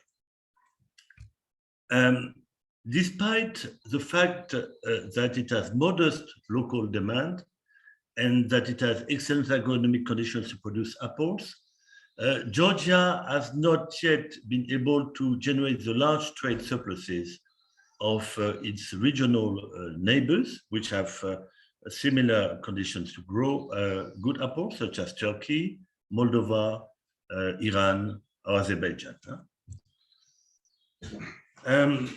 What we see is that a decade ago, before the government took active measure to promote modern agriculture, Georgia had trade deficits in apples. This is the blue line. And in the recent past, it has managed to generate rather substantial trade surpluses. In 2021, we had more than $8 million of trade surpluses, which has been quite an improvement compared with the past. And as you can see, all this trade surplus was linked to the trade surplus with Russia.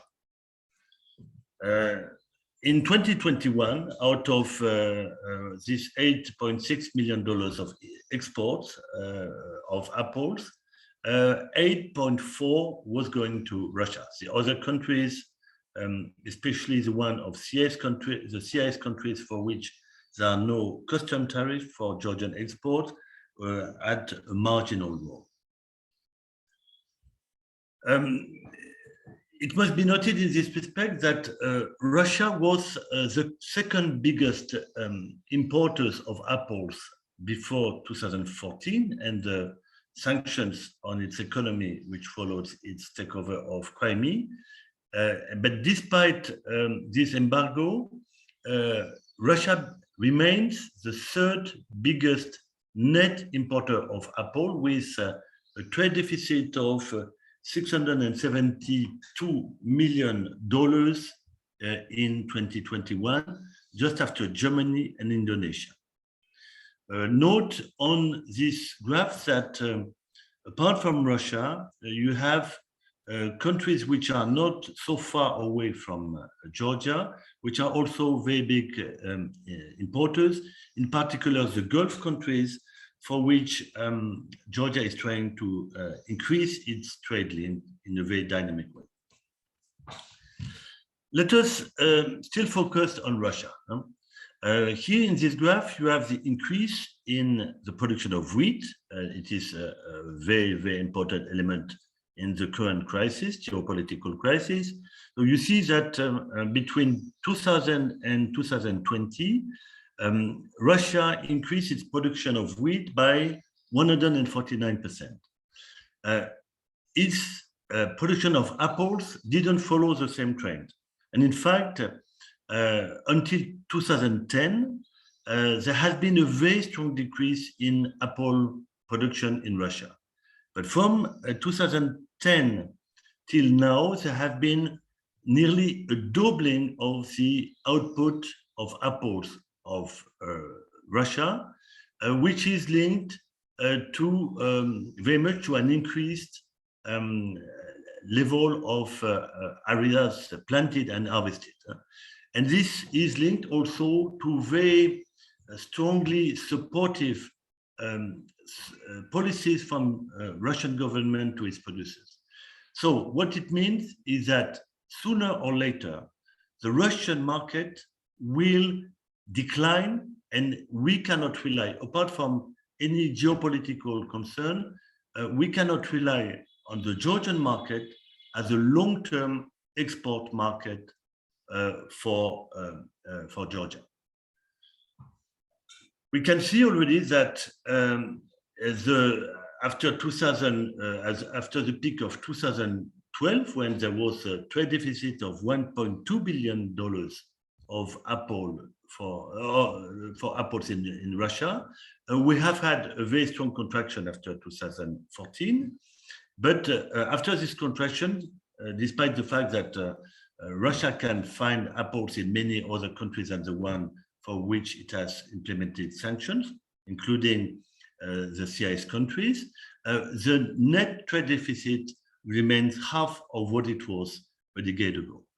So once again, it is of key importance for Georgia to plan its strategy of apple development and export, taking into account the urgent need to diversify and to sell more to EU and Arab countries, which are large net importers.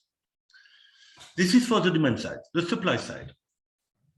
Now, first of all, we have Georgia is a blessed country. Right? It is a blessed country in all the legends, and it is a blessed country for agriculture, for high-value agriculture. There are few countries, if any, in the world where we have such a diversity of climate, of soils, of terroir, of high quality, which allows for the production of extremely high quality food products, and in particular of fruit with palm fruit, storm fruit, fruit with shell, and small berries. This is the latest statistics of production of fruit last year. And as you can see, apple is the main component of fruit production with 33,000 tons of production last year, before tangerine, which are produced in the western part of the country. We can also add in this category the pear, palm fruit, for which also Georgia has very strong comparative advantages and which accounted for 10,000 tons of production last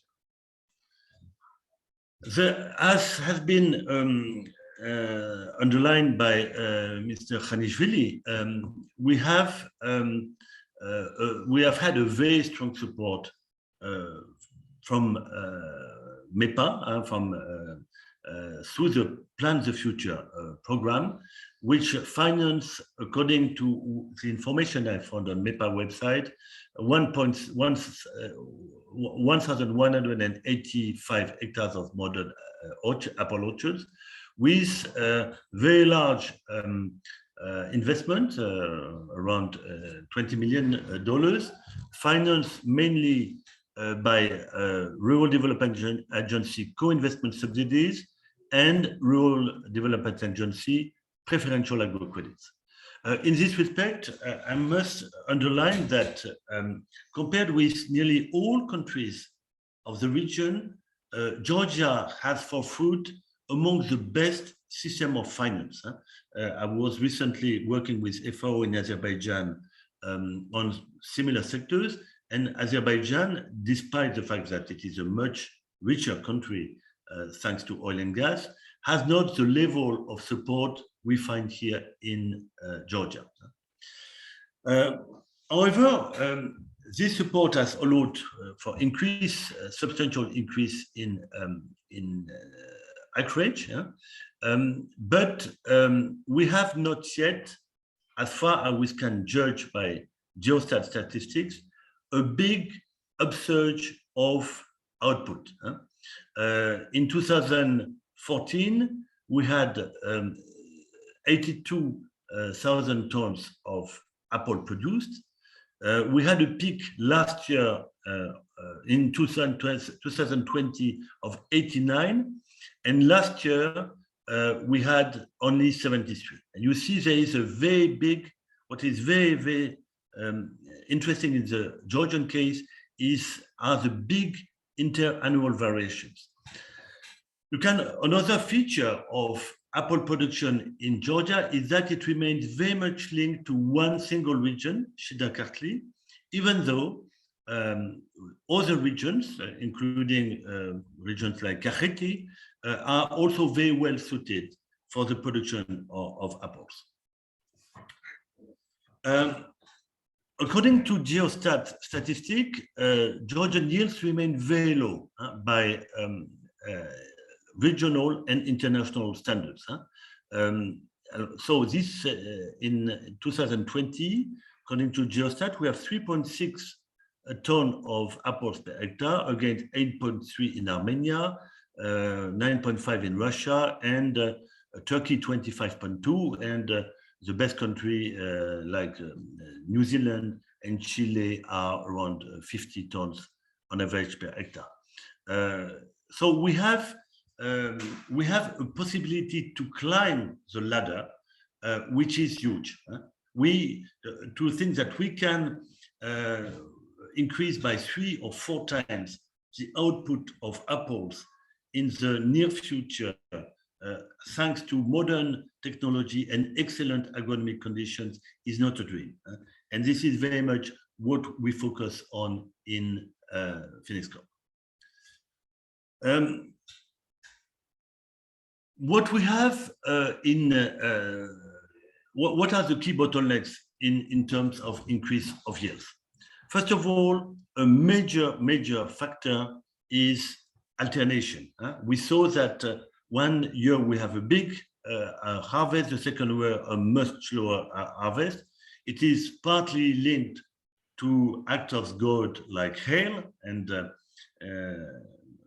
Minister Khanishvili spoke of the measures which are taken by government to limit the risk for farmers through, in particular, agriculture insurance.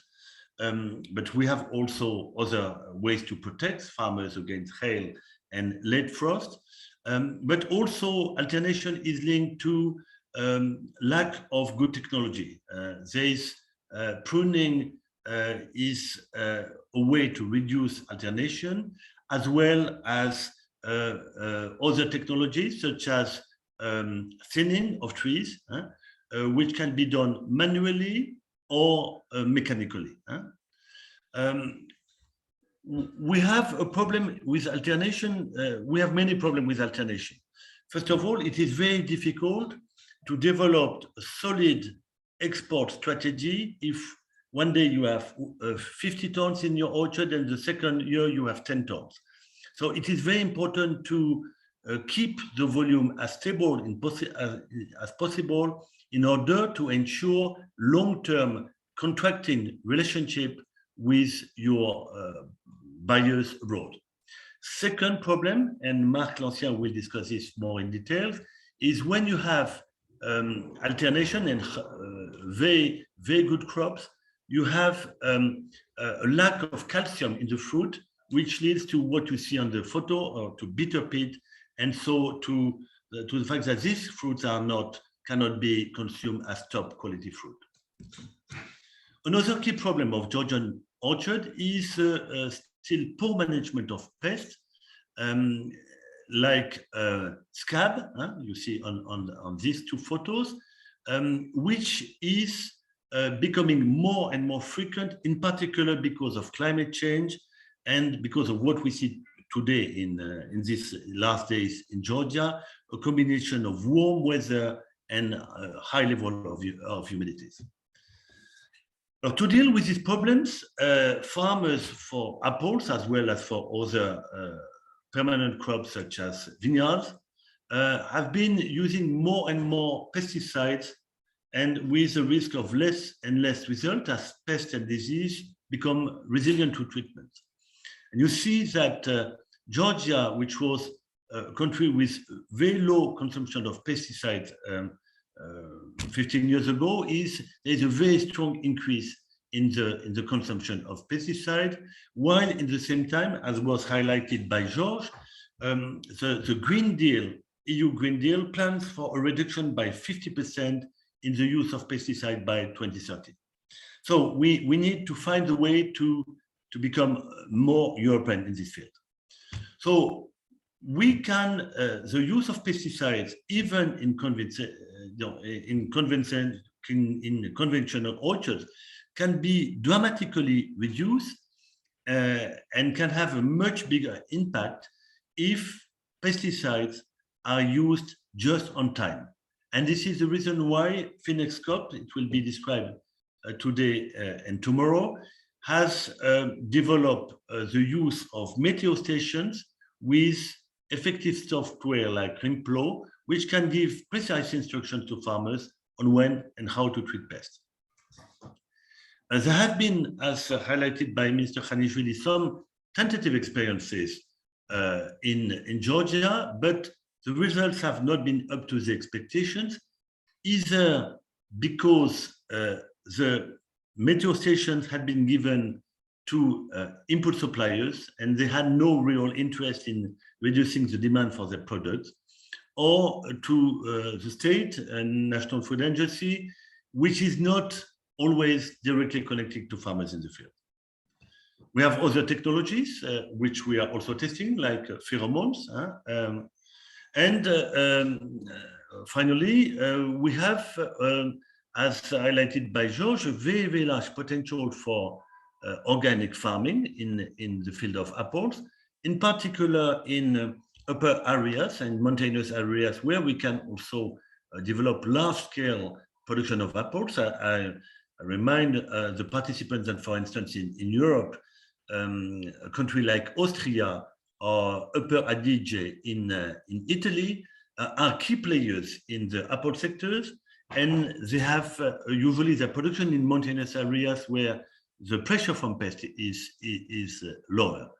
And in many apple orchards in Europe, organic apple orchards, we use now technologies which were used in the 19th century, such as using hens to eat the fallen leaves where you have these scabs, or also we can use very small dwarf sheep to clean the orchard. So even though the general picture of Georgian apple orchards remains not satisfactory because of still low yields, we really believe in FinExCoop that the combination of good training online, theoretical or in the room, and coaching in the field can pay off. And this is probably the sector for which we have seen the most motivated leading farmers who have been able to increase their yields in a tremendous way in a very short period of time, and not only increase their own yields, but disseminating these improved methods among other farmers. And therefore, we believe that with current orchards, and without taking into account the new orchard being planted, we will have a very, very strong increase in output in the near future. This is, for instance, the orchard of farmer Irakli, which who benefited from our advice, and which got a very good 50 tons yield of variety Golden in 2021. This is the orchard of third year orchard of Edward, who achieved 20 tons in third year. But we believe that it can produce at least 50 tons in the near future. Look, these apples are just perfect. They have the right size, they have the right coloration, there is no scab on it. So this is the type of fruit which Georgia will be able to sell at good prices in diversified markets. We cannot develop a value chain by not connecting farmers together. I mean, this is a key lesson from Europe, is that progress in farming is progress of farmers between themselves. And so we are also pushing for cooperation between farmers, in particular in the management of the climatic stations, to improve their income. One of the key factors in this respect is how to deal with seasonality of prices. We have still too much apples just sold after or very few months after harvest. And so you see we have peak and troughs. These are monthly peak and troughs for consumer prices of apples. If we have better access to storage and better access to warehouse finance, which is not existing today in Georgia, we can reduce these peak and troughs and increase both the profit of farmers, but also the profits of their strategic buyers with whom we are connecting them. One reason to be very confident for the future is that Georgia is just at the beginning of its marketing journey. According to FAO stats, the producer price for apples in Georgia in 2020 was only $218 per ton. This is very, very low. Iran, for instance, has much higher prices. Chile, 756. So we have a possibility to climb the ladder, which is just considerable if we organize efficient marketing and branding, including overseas to the promotion of organic apples and apples with geographic indications. An example of such prospect can be given by the French company Blue Whale, which was supposed to speak in our forum, but unfortunately they had a problem that they cannot.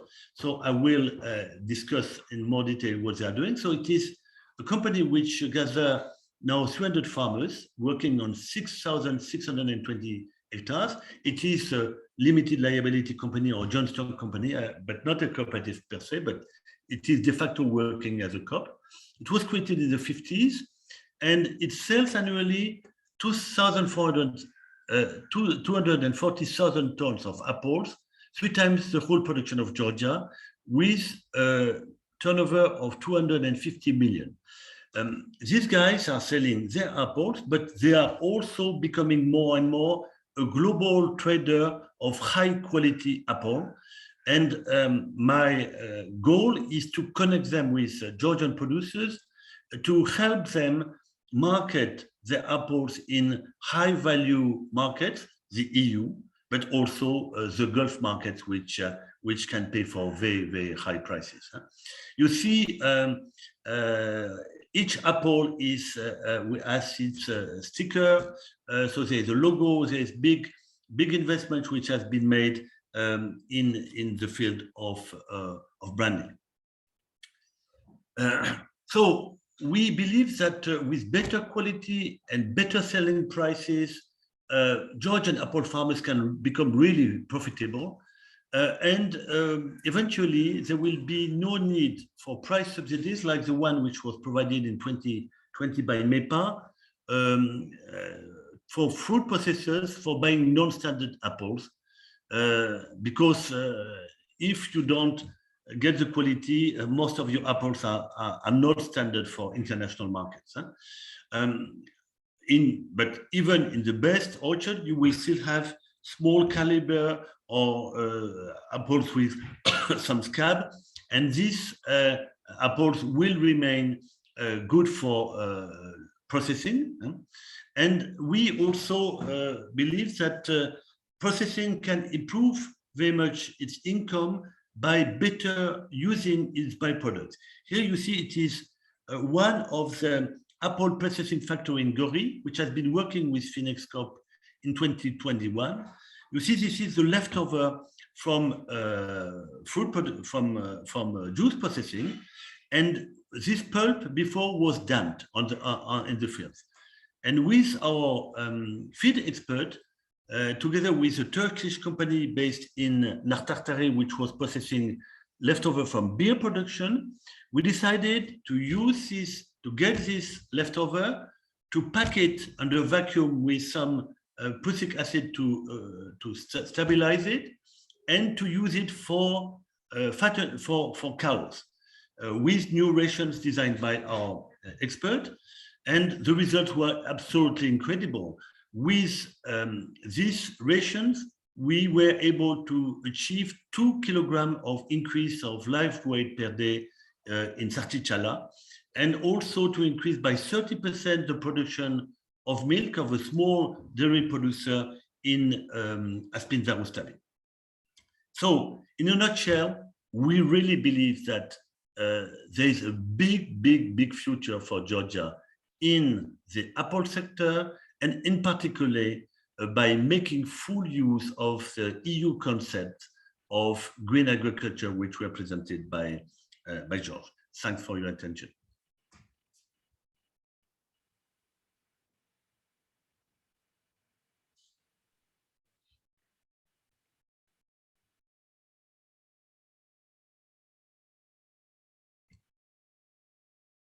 You are muted, Cansu.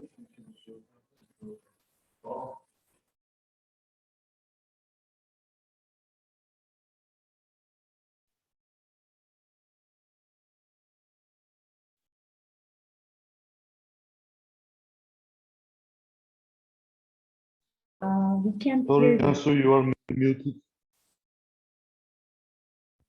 Sorry, can you hear me now? Okay, sorry. Yes. Sorry, Yes, we thank can. you. Okay, thank you, Christoph. Thank you all participants for this opening plenary. Now we have a 10 minutes break and we will be back at 11:45.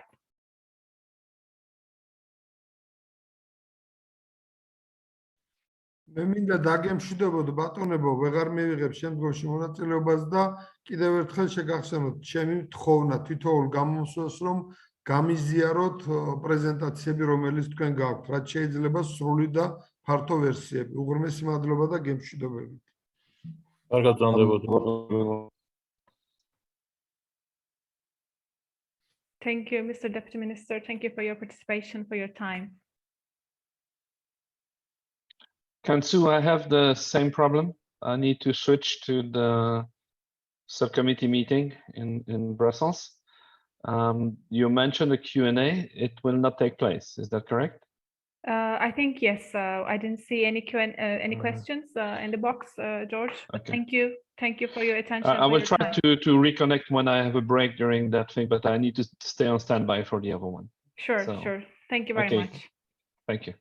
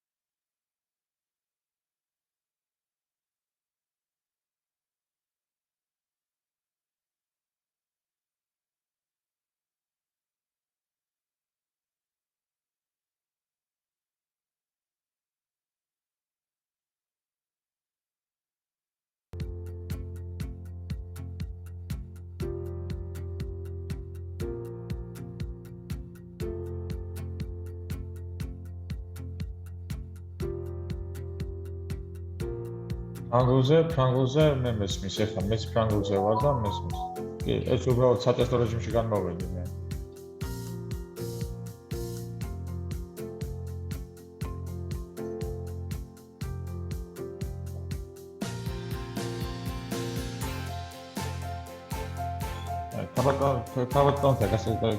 გასაგებია ეს ხორონახვალოს მაგრამ რომ სუბოლო სპიკერი იქნება ფრანგული.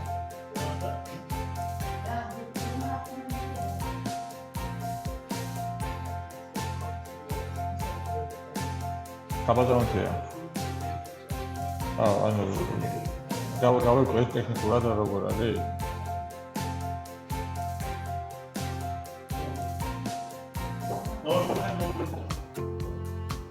Let's საქართველოს გახართ.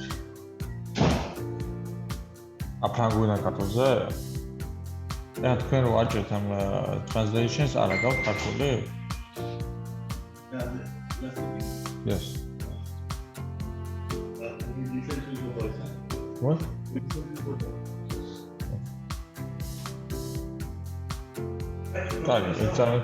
ეხლა ჩანს? აი, ფრანგულზე იყავით ცოტა ხანში თქვენ და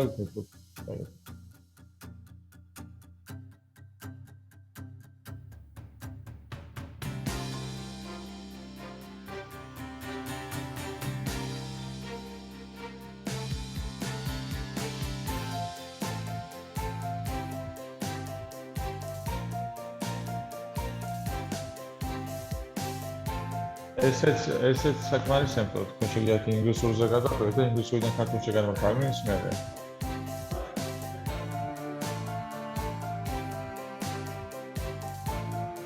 ხო.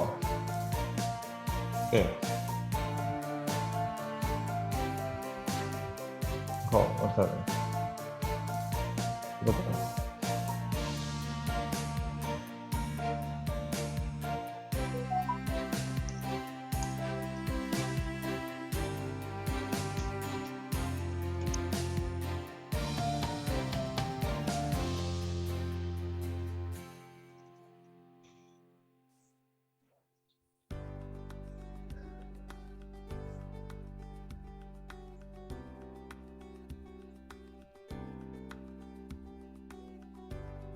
Hi, Jansu. You can hear me right now?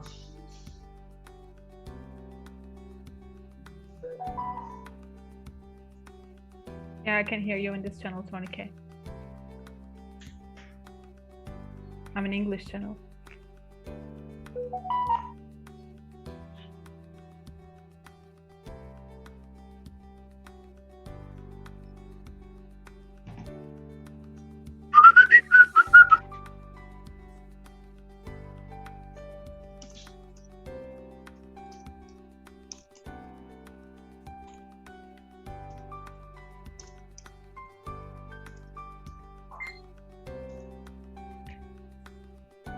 ბატონთია.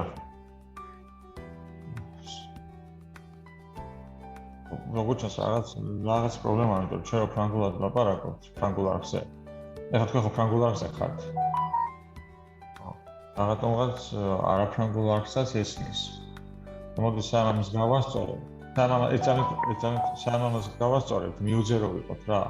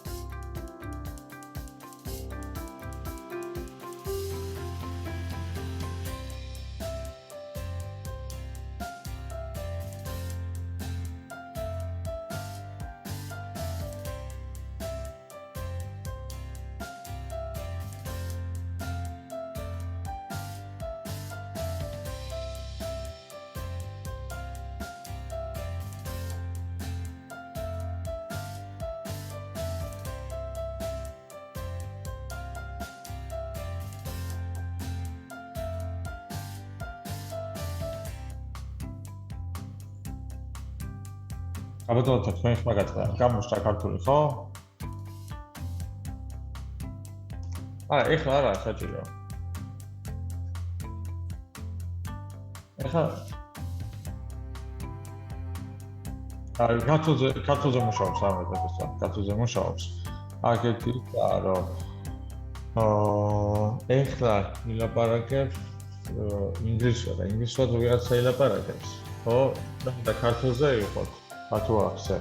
ქართულიდან უნდა აიღოთ და ფრანგულად უნდა უთხრათ.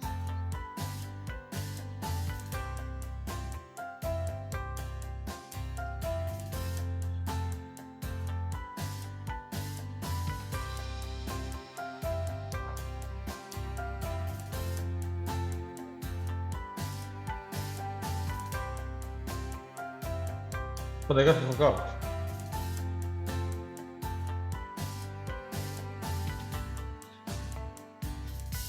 ეხლა? კი, მესმე. შენელე.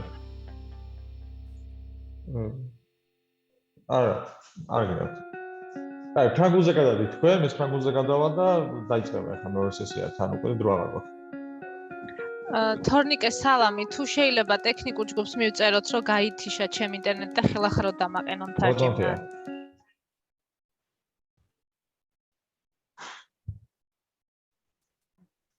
Could you please assign me as an interpreter once again? It's Irma speaking.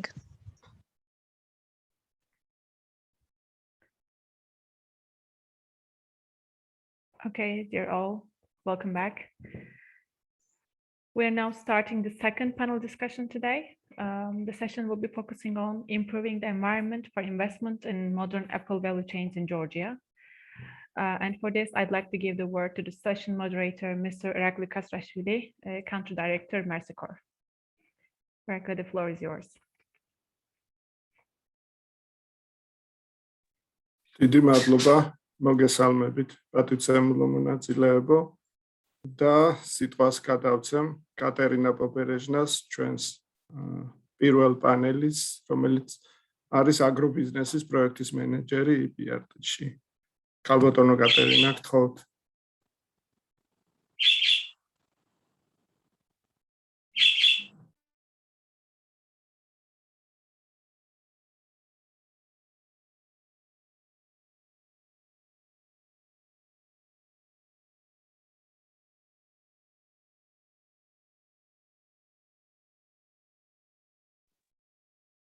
გამარჯობა ყველას.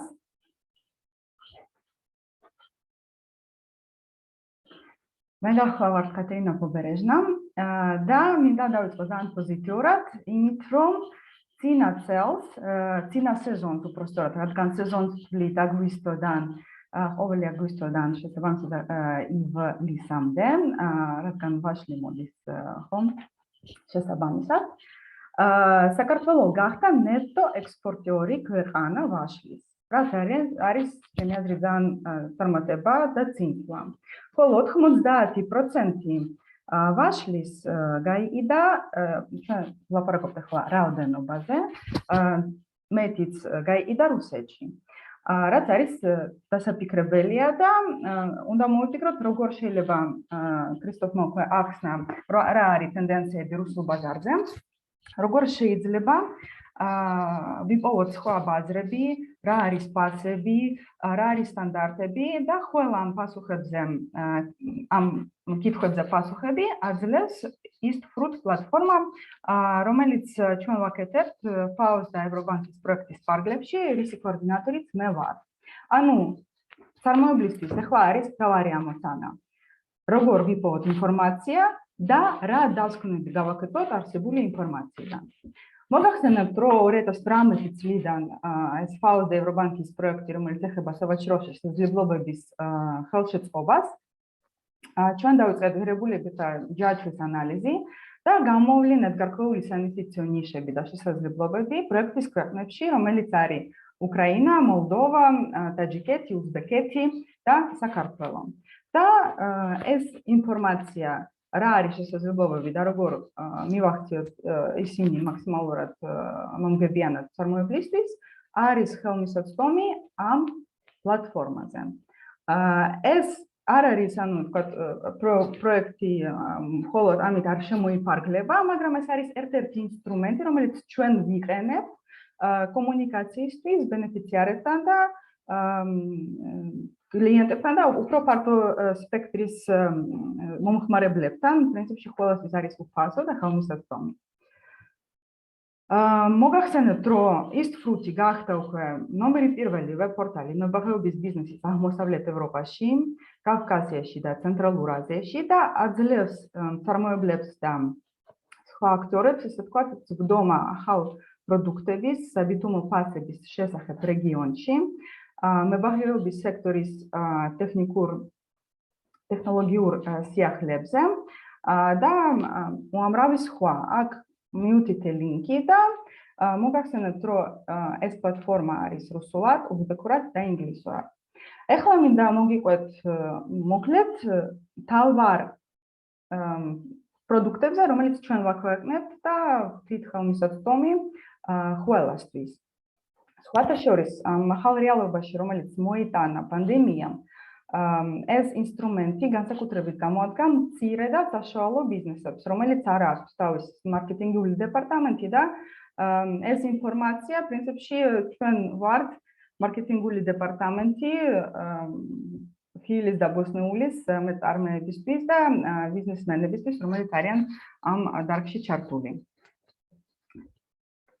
მე მინდა მოგიყვეთ retail audit-ზე, რომელიც არის სოციალო ვაჭრობის ხილის და ბოსნეულის, ახალი ხილის და ბოსნეულის ეგრეთ წოდებული ფრეშის დეპარტამენტის სუპერმარკეტებში ამ გაყოფილებების ანალიზი, რომელიც ჩვენ ვაკეთებთ პერიოდულად და რომელიც აძლევს საშუალება ნახოთ სუპერმარკეტებისთვის სად არიან ისინი სხვა სუპერმარკეტებთან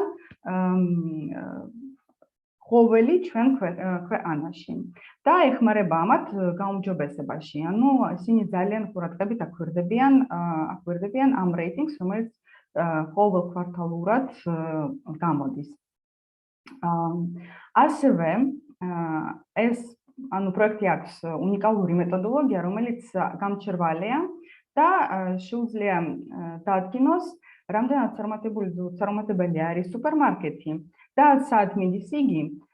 ეს ეხმარება მანდის მომწოდებლებს, რომელიც არიან წარმოებლები ძირითადად ხილის და ბოსნეულის, რადგან ჩანს, რომ სავარაუდოდ ზოგი სუპერმარკეტი შემდეგში აღარ იარსებებს, მაგალითად, ესე ჩვენ წინასწარმეტყველებთ ბილას მერჯენგი ნოვუსთან, ეს არის უკრაინული სუპერმარკეტები და ასევე მოლდოვაში იგივენაირად იდეს ერთმა ქსელმა იდა მეორე ქსელი, იმიტომ რომ ზუსტად ამ ხილის და ბოსნეულის დეპარტამენტის ანუ განყოფილების შედეგად ჩანდა, რომ სუპერმარკეტი აღარ მუშაობს კარგად. რატო არის ეს კიდევ მნიშვნელოვანი, რომ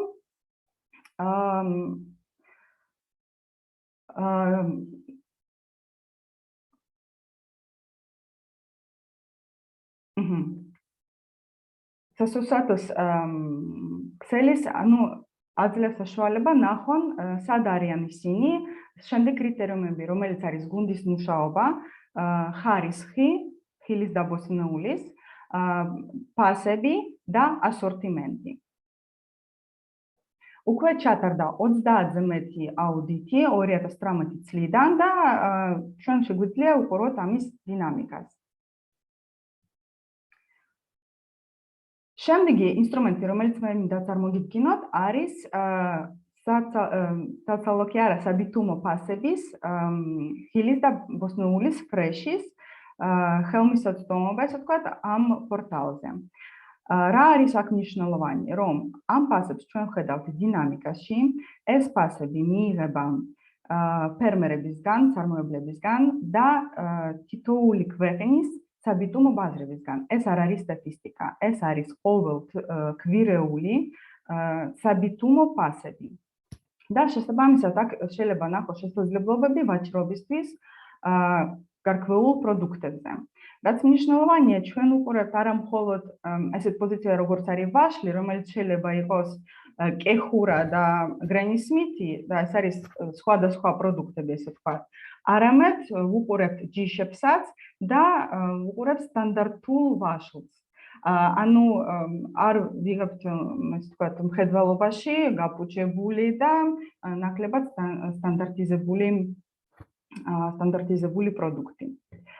შემდეგი საინტერესო პროდუქტი არის ტენდენციების და საინვესტიციო ნიშების გამოვლენა და ასევე ბაზრების პრიორიტიზაცია ამ შესაძლებლობების უფრო ეფექტიანი გამოყენებისთვის, რადგან აქ არის კერძოდ უზბეკეთზე გაკეთებული ყველაზე საინტერესო ნიშები ინვესტიციებისთვის და შემდეგ დავუშვათ შეიძლება მოხდეს ესეთი ბაზრების პრიორიტიზაცია კონკრეტულ კულტურაზე, რომელიც ჩვენ ვყოფთ top 5, top 10 და top 15. აქ არის ასევე უნიკალური მეთოდოლოგია და სისტემა, რომელიც ძალიან ბევრი კრიტერიუმებისგან შედგება და პრინციპში შეგიძლიათ საიკითხოთ და ნახოთ აქ არის ლინკი მითითებული, რა უკვე გვაქვს გაკეთებული და რა არა. მოგახსენებთ, რომ ეს ინფორმაცია მუდმივად არის ცვალებადი, იმიტომ რომ ბაზარი დინამიურია, განსაკუთრებით ჩვენ რეგიონში და ვინ იცოდა, რომ რუსეთმა დაიწყებს ომი უკრაინასთან კიდე იანვარში. შესაბამისად, ყველაფერი ძალიან შეიცვალა და ამ მუდმივ აპდეიტს ჩვენ ვაკეთებთ. მინდა ერთი ორი სიტყვა გითხრათ ტრეიდინგ პლატფორმებთან დაკავშირებით, ანუ ეს არის სავაჭრო პლატფორმები, რომელიც აერთიანებს 20,000-ზე მეტ მომხმარებელს. ძირითადი, რა თქმა უნდა, არის ხილის დაბოსნეული სავაჭრო პლატფორმა, მაგრამ ასევე გვაქვს, რადგან ბევრი input supplier-ი, ასე ვთქვათ, ტექნოლოგიის მწარმოებელი თავაზობს თავის სერვისს, თავის პროდუქტს, ტექნოლოგიას, ამათ შეუძლიათ ეს გააკეთონ ცალკე ტრეიდ პლატფორმაზე და თუ დავუშვათ ინტერესი გაქვთ რაღაც განსაკუთრებულ ტექნოლოგიაში ან პროდუქტში, search-ის,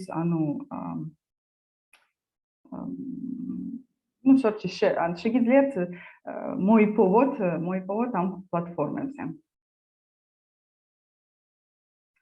ასევე გვაქვს უნიკალური სისტემა, რომელიც იყო გაკეთებული პანდემიის დროს.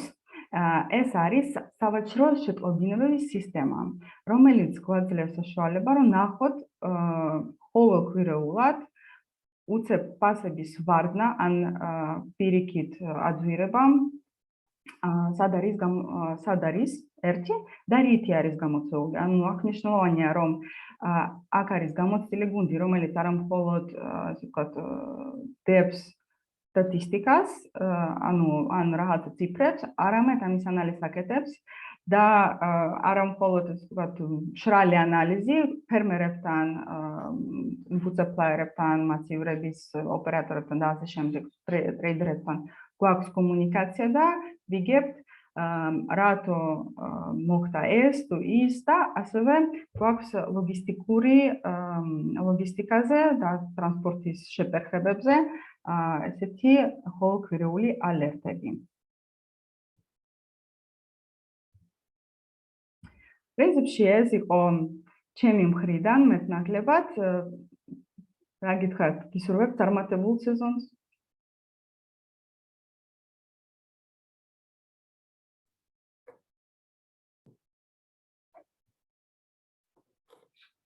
დიდი მადლობა ქალბატონო კატერინა და სიტყვას გადამცემ მომდევნო პანელიც ბატონ რომან ვიდალს, პროექტის ხელმძღვანელს BRL Engineering. ბატონ რომან, გთხოვთ.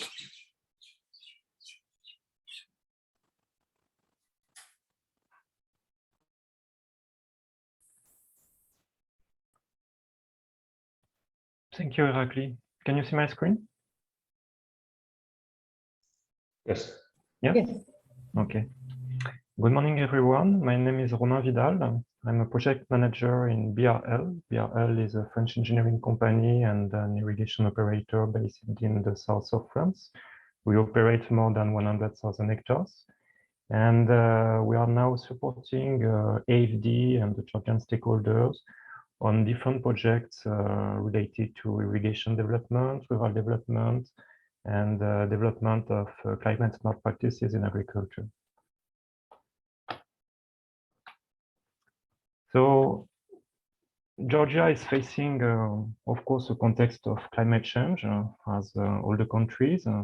The mean annual temperature has significantly increased over the last 30 years. For the future, the projections from global climate models suggest a strong increase in temperature, with a warming in the range of 1.5, 1.8 to 4.9 degrees compared to the period from the 1970s to 2000. In addition, there will be a strong increase in the duration of heat waves. The models show also a clear increase of the early spring and late autumn precipitation and the reduction of the summer precipitation. And there will be probably an increase in the number of strong wind days. So these impacts of climate change will also impact the hydrology of the Georgian River. And we see increase the heat, decrease the summer precipitation, increase evaporation, the water demand of crops will increase. And there will be this challenge to deliver some water to new areas, but also to save water at different scales from the basin to the plots. So irrigation in this context is a critical lever for the development of agriculture, but existing infrastructures are often in bad conditions, and water service, depending on the context, might be inadequate for the development of specific crops. For example, when you want to develop drip irrigation for orchards, for vegetables, you need to have a reliable access to the water service, to irrigation systems. And in the very different irrigation schemes in Georgia, it's not on-demand system. It is a system based on water turn, rotation. And the farmers, they have to develop some small ponds, some small reservoirs in order to store water and to ensure that they will have secure access to water. So there is this challenge to modernize irrigation systems and to match the needs of the farmers if you want to develop those specific crops and if you want to improve the practices at plot level. And today in Georgia, we are mainly discussing about irrigation projects, infrastructure projects, but not agriculture projects, not holistic projects. And this is something I'm going to highlight in the next slides, the fact that if you want to deal with irrigation, you need to deal with all the other dimensions of irrigations, the water service, the support to the farmers to adopt new technologies, etc. Today, AFD and BRL are involved in the development of the irrigation sector. We had the presentation of Raphael Josan, the director of AFD in Georgia during the previous session. We are supporting AFD for the preparation of a policy-based loan on water resource management and irrigation. It is to be co-financed with ADB and the European Union. And our objective is to ensure that all the dimensions of irrigation, agriculture are taken into account and ensure that when we deal with irrigation, we deal also with climate adaptation, climate mitigation. We ensure that gender-related issues are taken into account. We ensure that the farmers are part of the equation. This policy-based loan on water resource management will deal with the adoption of the new water law on integrated water resource management, the implementation of water basin management principles, and the development of climate smart practices in agriculture, the improvement of water management into the irrigation schemes by the development of metering systems, etc. And the development of institutional models for irrigation. So the improvement of Georgian amelioration and the development of water user organizations, or at least local level water organizations. We are also supporting AFD and the Georgian stakeholders, the MEPA, Georgian Amelioration, the rehabilitation project of the Zemosomgori irrigation scheme. The Zemosomgori irrigation scheme is, as you know, the largest scheme in East Georgia. Today, there is less than 1/3 of the potential irrigable area that is irrigated. So it's about 6,000 hectares.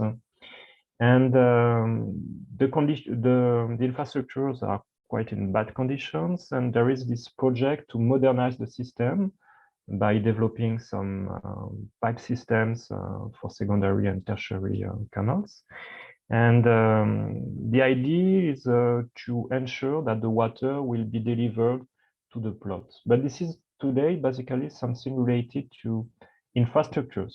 So this is a good project to bring water from a reservoir to a plot, but there is nothing related to the way the farmers will use the water, and there is nothing related to the local level water management, etc.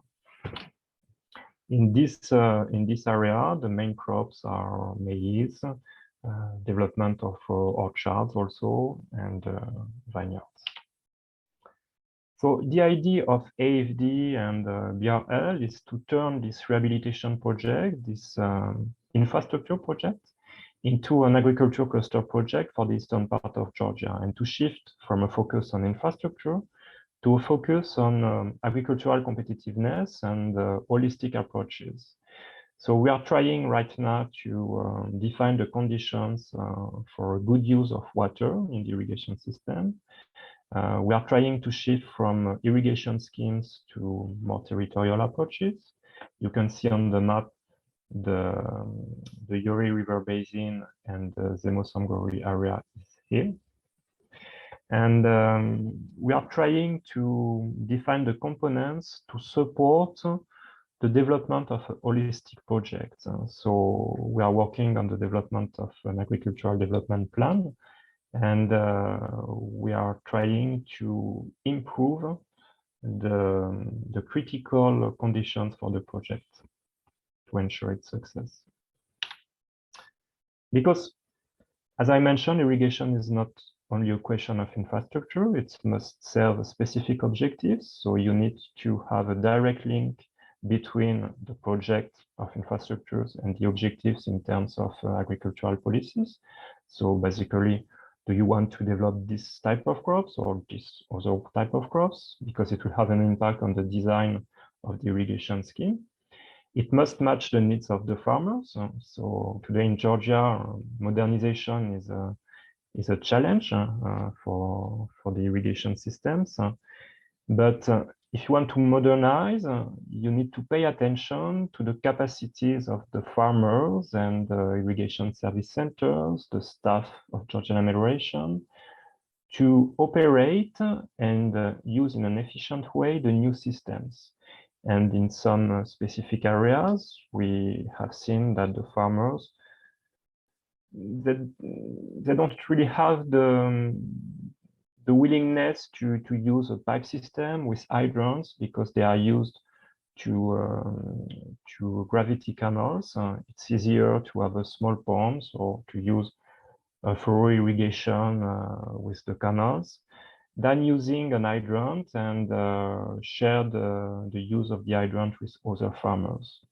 So when we are developing some new irrigation projects, it is important to pay a particular attention to the capacities of the farmers, to the needs of the farmers, to their wishes regarding the systems.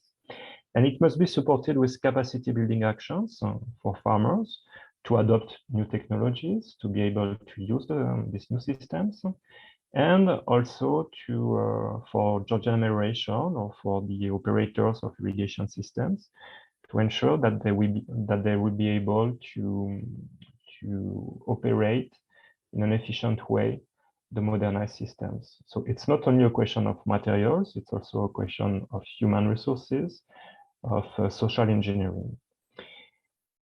With this rehabilitation project in the Zemo-Samgori area and with the project supported by AFD, the main idea is to support the development of the diversity of farming systems able to make a living from agriculture. So it is related to the agricultural policies. We need to have some farmers able to use water in an efficient way and able to make a living from agriculture, able to save water at pot level, and we need to have institutions able to develop irrigation systems, paying attention to climate change dimensions. Thank you.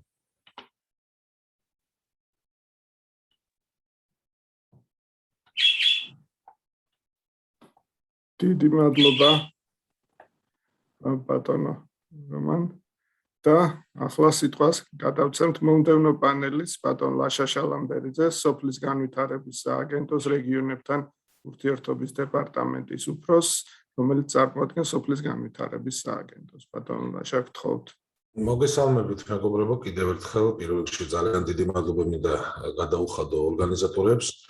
დღევანდელი ჩემი შეხვედრა, ესე ვთქვათ, ჩემი სპიჩი შედგება ორი ნაწილისგან. პირველი ნაწილი ეს არის, მე მინდა მოგაწოდოთ ინფორმაცია სოფლის განვითარების სააგენტოს მიერ ჩატარებული ღონისძიებების შესახებ, რომელიც გულისხმობს ვაშლის განვითარებას, ვაშლის კულტურის განვითარებას საქართველოში, მთლიანი ჯაჭვი, პროცედურების ჯაჭვი, რომელიც გულისხმობს როგორც დანერგემომავლიდან, ასევე გადამამუშავებელი საწარმოები და სხვა ესეთი ინფორმაცია. პირველ რიგში, რა თქმა უნდა, მე მოგაწოდეთ ინფორმაციას ამის შესახებ, ხოლო მეორე ნაწილში მინდა ვისაუბრო ექსტენციაზე, რომელიც რა თქმა უნდა გავაკეთე პრეზენტაციას, იქნება საუბარი ექსტენციის როლზე სოფლის მეურნეობის განვითარებაში და რა თქმა უნდა იმ ღონისძიებების შესახებ, რასაც ექსტენციის სამსახურები ახორციელებენ. თქვენი ცით დანერგემომავალის კომპონენტი პირველ რიგში, მე მინდა გითხრათ, რომ ბაღების კომპონენტის ფარგლებში 2015 წლიდან 22 წლამდე ვაშლის კულტურის მიმართულებით 452 ხელშეკრულება გააფორმდა ბენეფიციარებთან და ზუსტად რო ვთქვათ, დაკონტრაქტებული ფართობები შეადგენს 1700 ჰექტარზე მეტს. დაახლოებით ინვესტიციაზე რო ვისაუბროთ, ეს არის 35 მილიონ ლარამდე, რომელშიც ჩაიდო ვაშლის განვითარებაზე, ბაღების განვითარებაზე და რა თქმა უნდა სააგენტოს დაფინანსება ამ მიმართულებით იყო 15 მილიონ ლარზე მეტი. ეს არის უმნიშვნელოვანესი ინვესტიცია სახელმწიფოდან, რომელიც გულისხმობს ვაშლის ბაღების განვითარებას და რა თქმა უნდა ყველაზე დიდი წილი ამ მიმართულებით იყო შიდა ქართლი, ეს იყო ესე ვთქვათ 1300 ჰექტარზე მეტი. აქვე რა თქმა უნდა აღნიშნავ, რომ იყო წვეთოვანი სარწყავი სისტემის მოწყობაზეც კომპონენტის ფარგლებში გაუფორმდა 12 ხელშეკრულება და ინვესტიციის ოდენობა იყო 250,000 ლარზე მეტი. დაახლოებითი რა თქმა უნდა მოიცავს 50 ჰექტრამდე ამ წვეთოვანი სარწყავი სისტემის მოწყობაზე.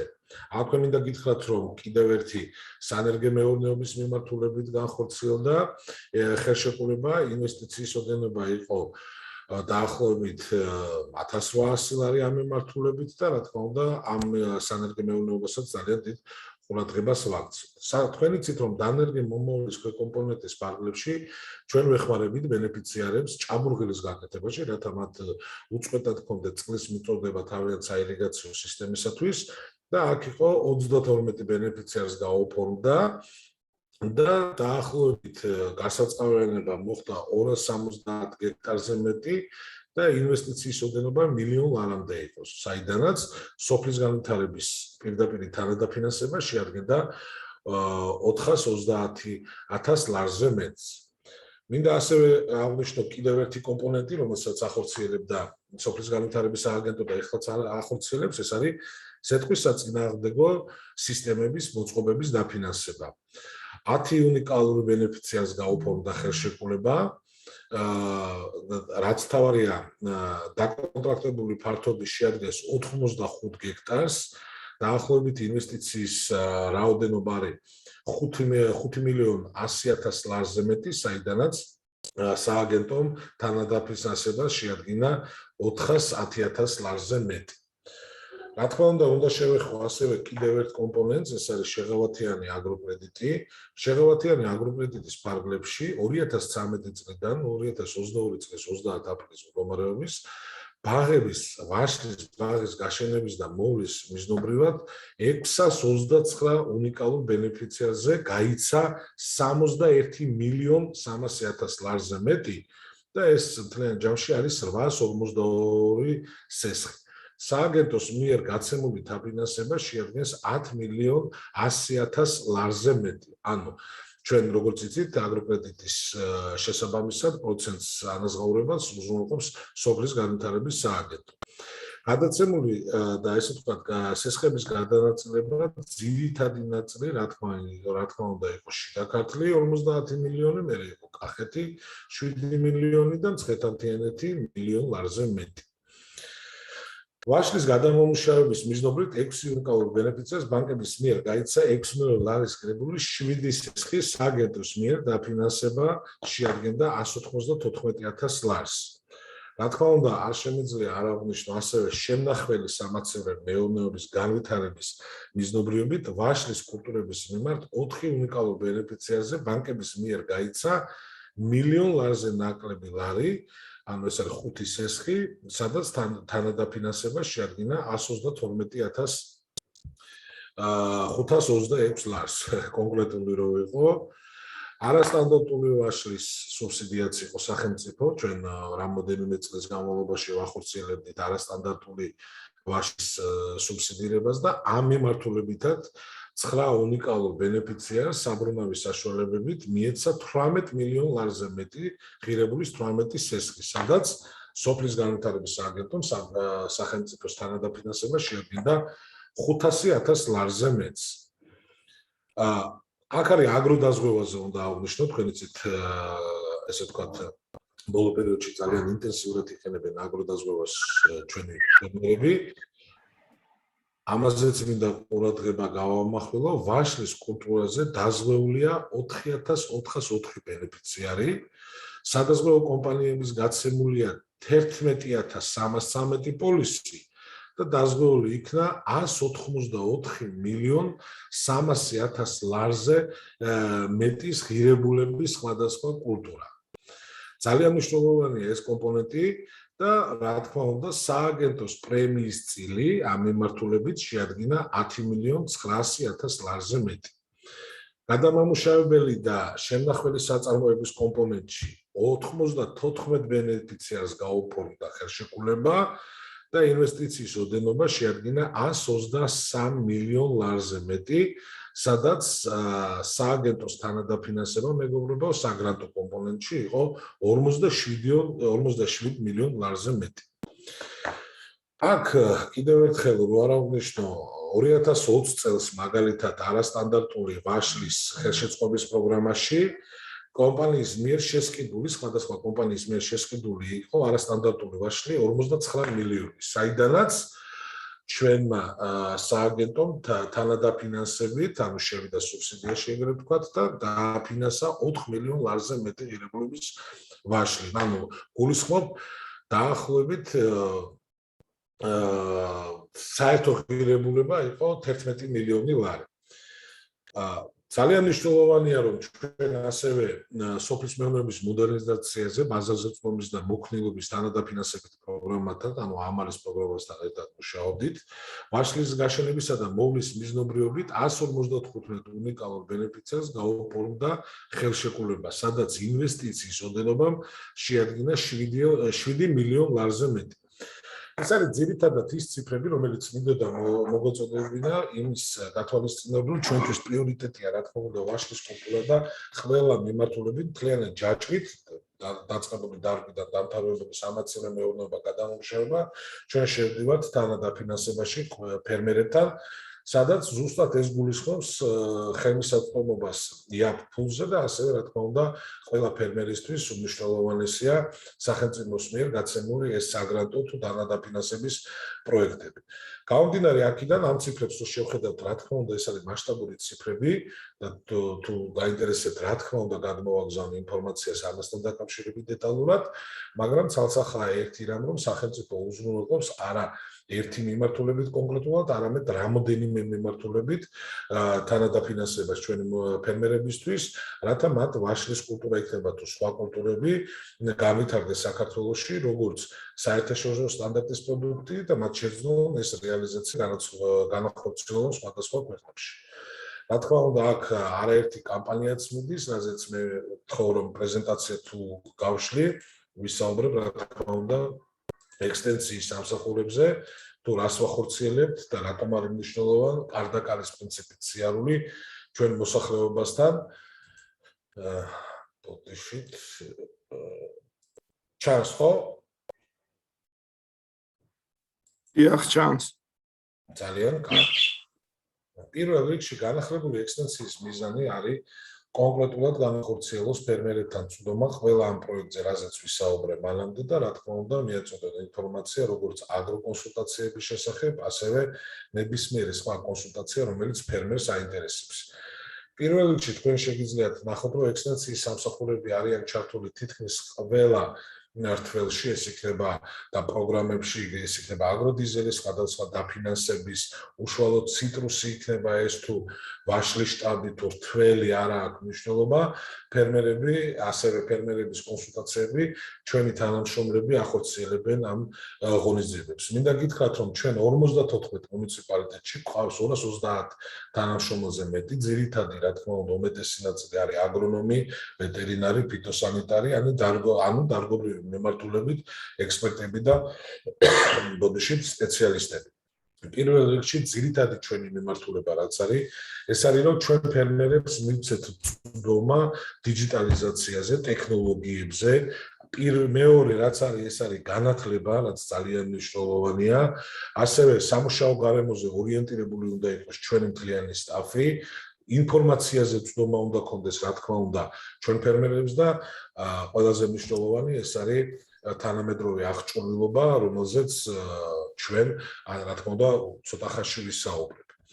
ჯერ მინდა დავიწყო, რომ ჩვენი დონორების დახმარებით შეიქმნა რეგიონს ესეთი მოწოდებული პორტალი, შიდა პორტალი, რომელიც ფაქტიურად უზრუნველყოფს ნებისმიერი სახის კონსულტაციების, ინფორმაციის მიწოდების, SMS-ების გაგზავნის, სადემონსტრაციო ნაკვეთების კონტროლის და სხვადასხვა მექანიზმები, რომელიც ჭირდება ექსტენსიის სამსახურს, რათა მოხდეს, რათა მის მიერ შესრულებული საქმიანობა იყოს უმაღლეს დონეზე.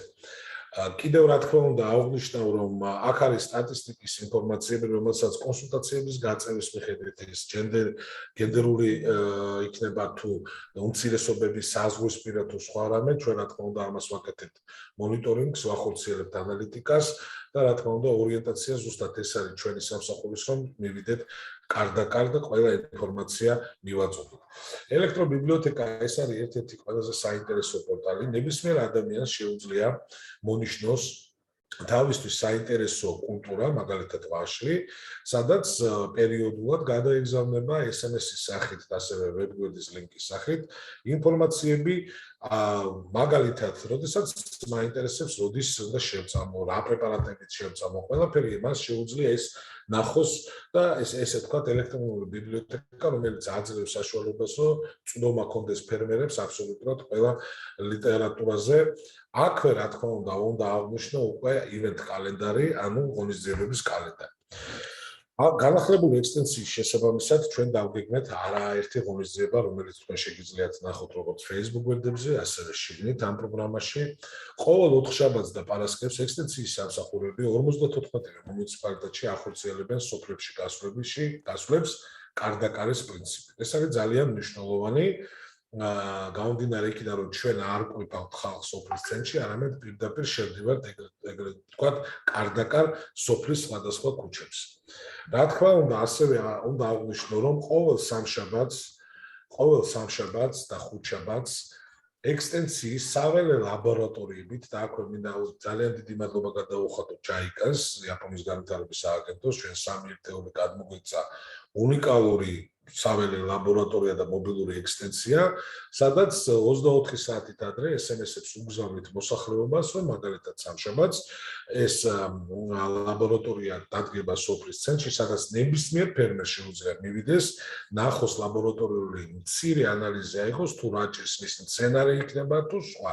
ასევე უწევთ კონსულტაციებს პროექტებზე და ნებისმიერი სახის პროგრამებზე, რომელსაც გარემოსდაცვისა და სოფლის მეურნეობის სამინისტრო ახორციელებს. აქვე მინდა გითხრათ, რომ სისტემა არის შეშვებული რეგიონს მეპაგოლჯე, როდესაც მე ფერმერი მივალ, მაინტერესებს მაგალითად სატყეოს მიმართულებით ან მელიორაციის მიმართულებით რამე.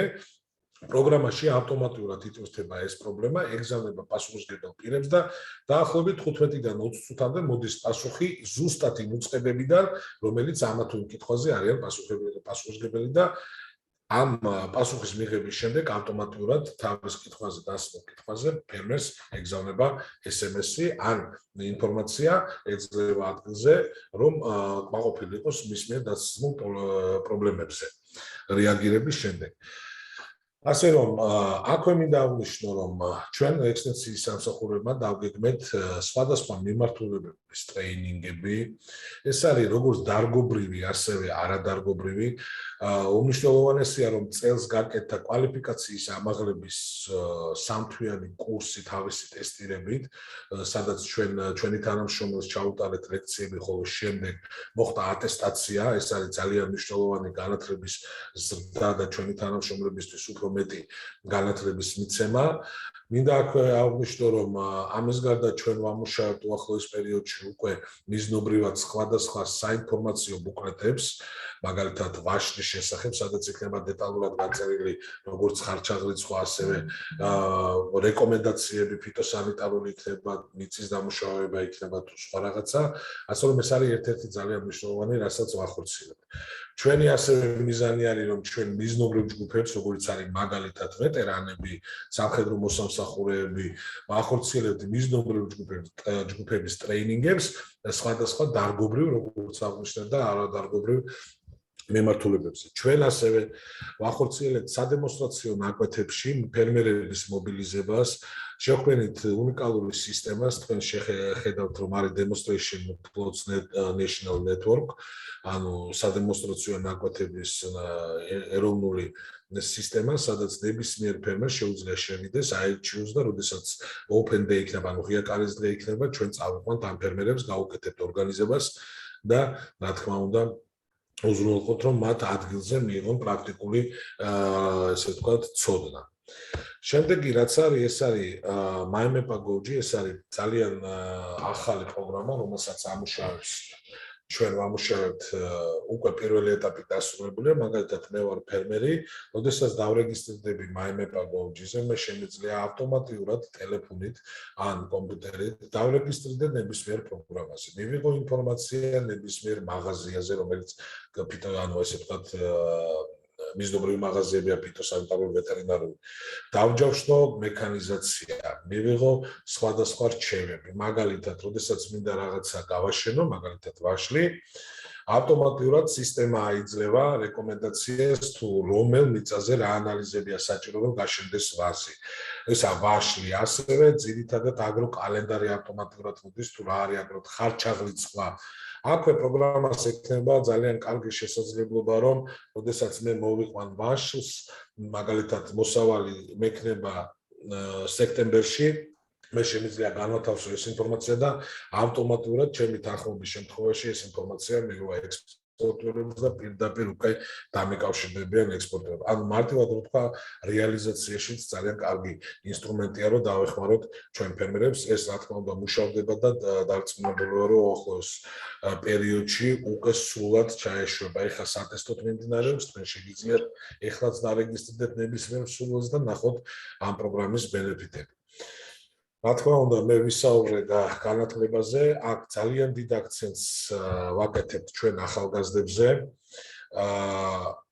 მოდით ამაზე გავჩერდები ჯერ. უმნიშვნელოვანესია, რომ ჩვენი დონორების დახმარებით აღიჭურვა 4 მუნიციპალიტეტი.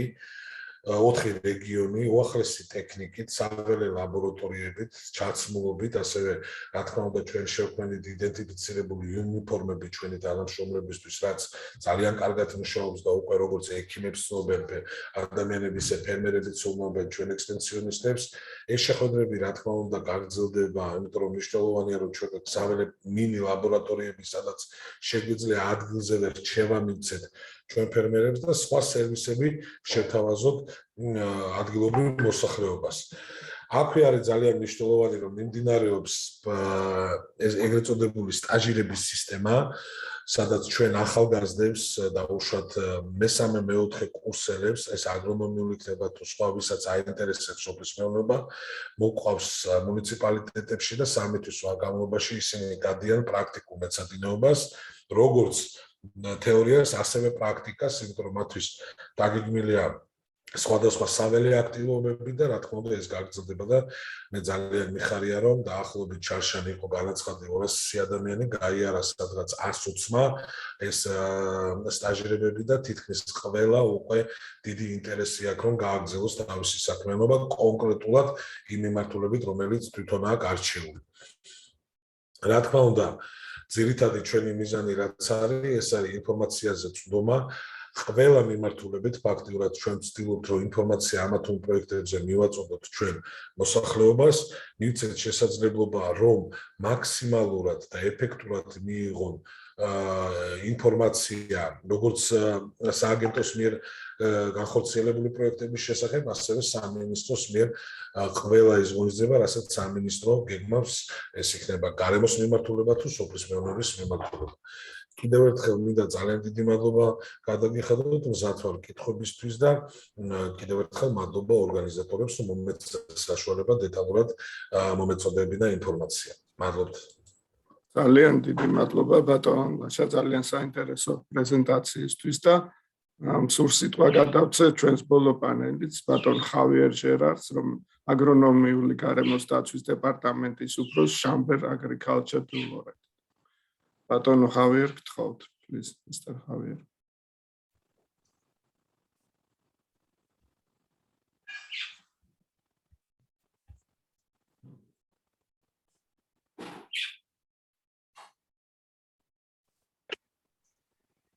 Okay. Yes. Thanks to give me the opportunity to share our experience. My name is Xavier Girard and I work in the Chamber of Agriculture in Loiret department. I will try to share my screen. Okay, so I think now it's okay. So just few words. The Chamber of Agriculture where I work is located in the north of France, and this is a region with there are a lot of production, cereal crops, but also horticulture, fruits, vegetables, and also livestock production. What is the main mission of the Chamber of Agriculture? We have two main missions. The first one is to representative the interest of the rural sector towards the local bodies. That means that we are in charge to negotiate some local regulation with the administration. And our main goal is also to provide a consultancy to farmers, consultancy with different topics, technical, regulation, business, administration, machinery, and so on. And we have a specific way to provide our consultancy. We try to work a lot with group of farmers because we think that as we are used to say in France, and especially in my region, we say that with group, you go slower, but you go further. That means that we try to work with group of farmers because it is more efficient. We have one consultant in touch with several farmers in the same time, so that means it is more efficient.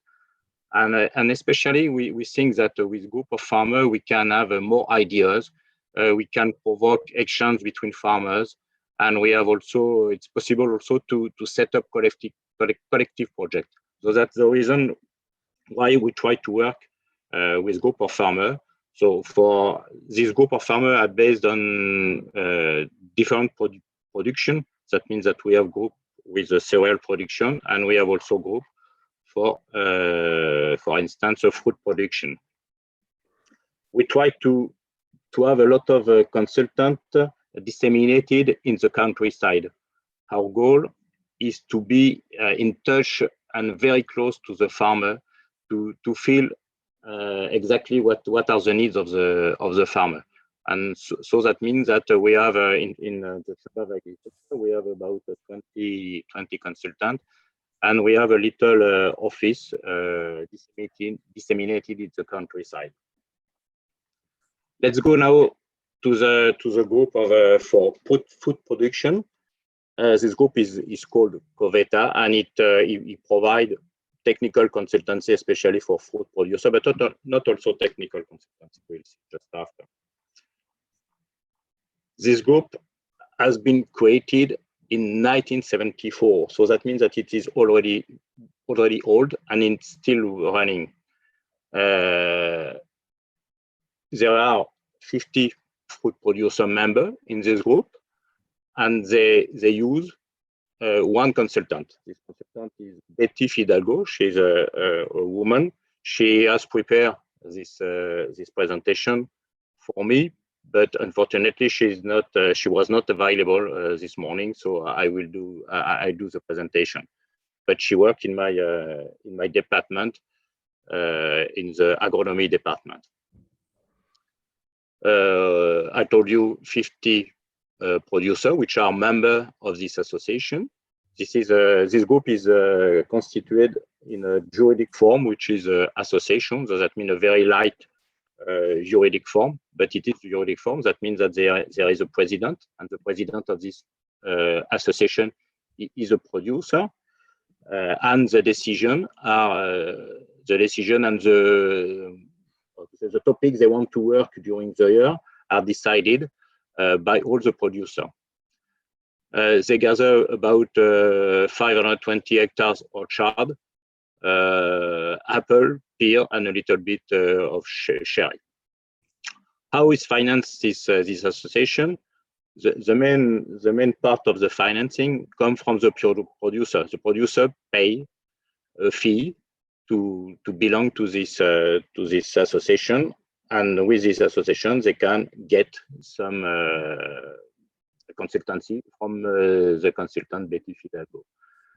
The Chamber of Agriculture give also a little subsidies to this association, and they can get also some subsidies from local bodies, or they can make services, for instance, to set up experimental fields. They can be paid for that, for instance, so they can get also some money from that. But the main part comes from the producer, or it's about 80% coming from the producer, and the annual turnover is about 70,000 euros. What are the activity or the main mission of this association? First of all, there are a lot of technical consultancy, individual, because each farmer can call the consultant just to have a discussion by phone, but also the consultant can visit the field of the producer if there is any problem. For instance, to decide which pesticide he has to apply, how to decrease the quantity of apple when there are too many. The consultant organize also a very often group meeting. That means that the farmer come together, maybe 10 or 15 farmers come in one orchard of one of them, and they can see which are the problem of the moment. Is there any problem of ice, for instance, of ice climatic problem? For instance, also if there are some disease to take care, and so on. And the consultant organize also visit and study tours in the region, or even abroad when it is necessary to get some new information. There is also a regular diffusion of technical and regulation information. That means that we inform the farmer about the the problem they will have to face in their orchard, but not only technical. We can have also information about regulation. For instance, we have a regulation for irrigation in our country. We have also irrigation restriction or regulation about use of pesticide. So we try to inform them about the new regulation when there are some change in the regulation. We set up also experimental plots or demonstration plots in orchard to test new pesticides, for instance, new way of fertilization, and everything that the farmer wants to test before use in their own orchards. We work also about business planning. When farmer wants to get a new machinery, for instance, and each farmer think to increase the area of the orchard or to set up a new variety, we make business planning to help them to take the good decision and to decide what is to do, to inform them about the risk, also to set up new equipment or new activities. We work also a lot with them about certification. You know that most of the farmers are obliged, when they want to sell their products in Auchan or in Carrefour, they have to respect some requirements. And one of these requirements is global gap certification. So we help them to reach the requirements.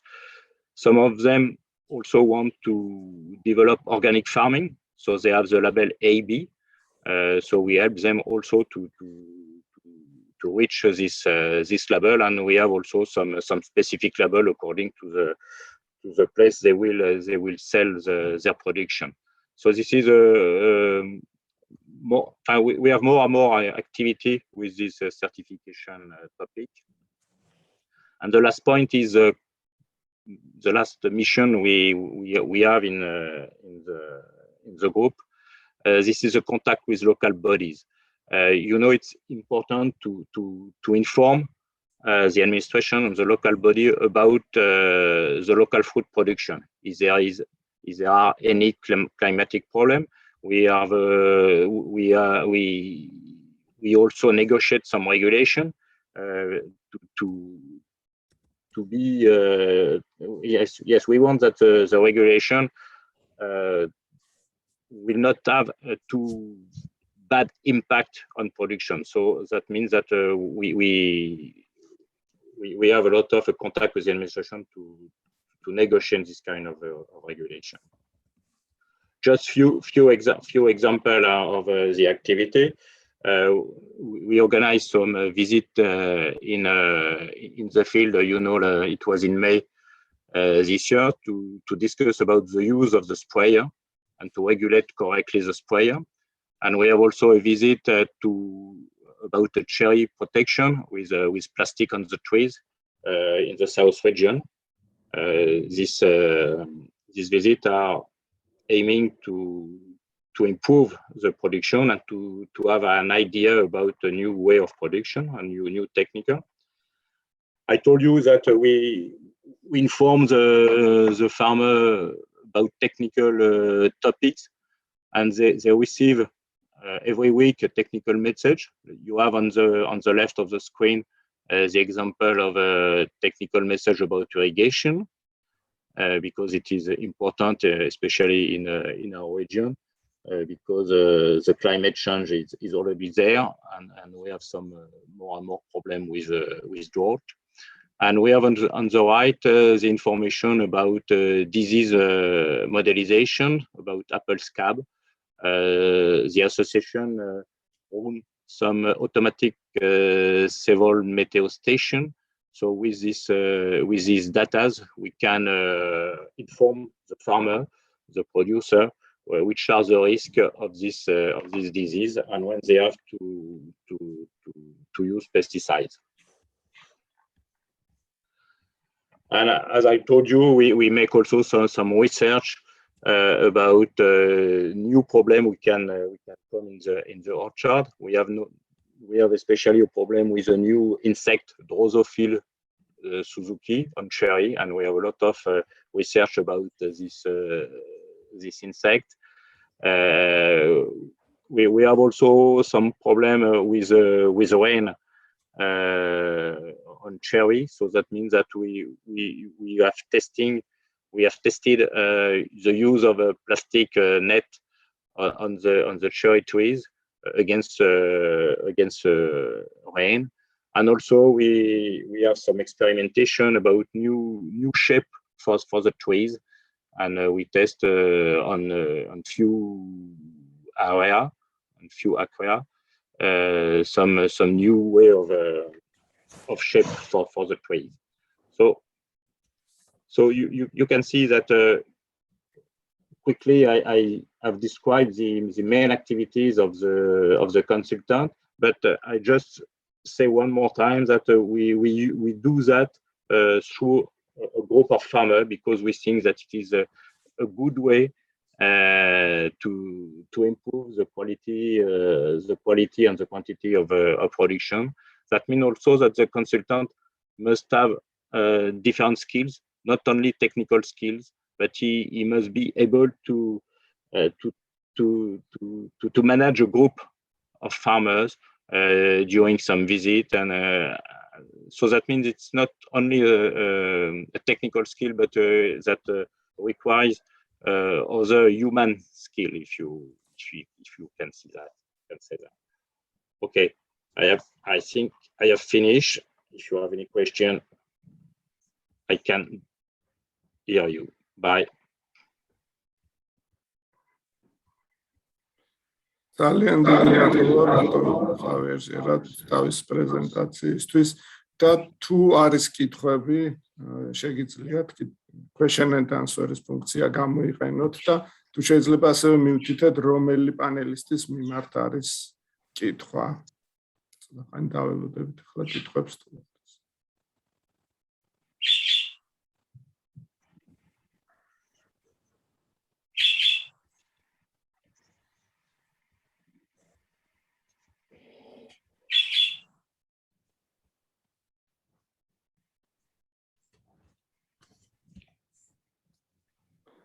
როგორც ჩანს, კითხვები არ აქვთ მონაწილეებს ყოველ შემთხვევაში ამ ეტაპზე ძალიან. Exactly. Yes, please. Just a small comment on. First of all, many thanks for all the presentations. I learned a lot today, and eventually it should be the goal of such a meeting. But one key element is the link between better water and better value for water through, in particular, the promotion of modern orchards. And yesterday we worked with our expert working on Zemosangori territory, and we tried to compare the value for water for 1 cubic meter of water in maize, which is, as was highlighted by Romain, one of the key production in the Zemo-Sangori area, and the value generated by 1 cubic meter of water for apples. We have in the Zemo-Sangori, we have modern apple orchards and modern system for maize. So we have yield for maize of 13 tons per hectare, and we have yields for apples of 70 tons per hectare. And what we see is that with 1 cubic meter of water in orchard, you generate more than 8 times value of output compared with maize. So in a nutshell, in this environment of climate change, of problem, tensions on water resources and so on and so forth, and also of integration into dynamic integration into external markets. The sector of fruit, we have taken the example of apples, but we could have taken other examples. The sector of fruit is of critical importance. And I will add that you need much more labor force for apples than for maize. And so if you want people to keep working in agriculture but increasing their income, the only way is to shift from low value added products to high value added with a high labor content. So just a small reminder of that, which was not in my presentation.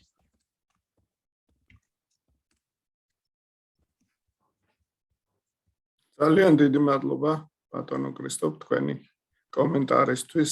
როგორც ხედავ, კითხვები არ არის პანელისტების მიმართ. მე ვფიქრობ, რომ შეგვიძლია უკვე გადავიდეთ ვიდეოს ჩვენებაზე, რომელიც არის ასე ვთქვათ შემდგომი პუნქტი ჩვენი კონფერენციის.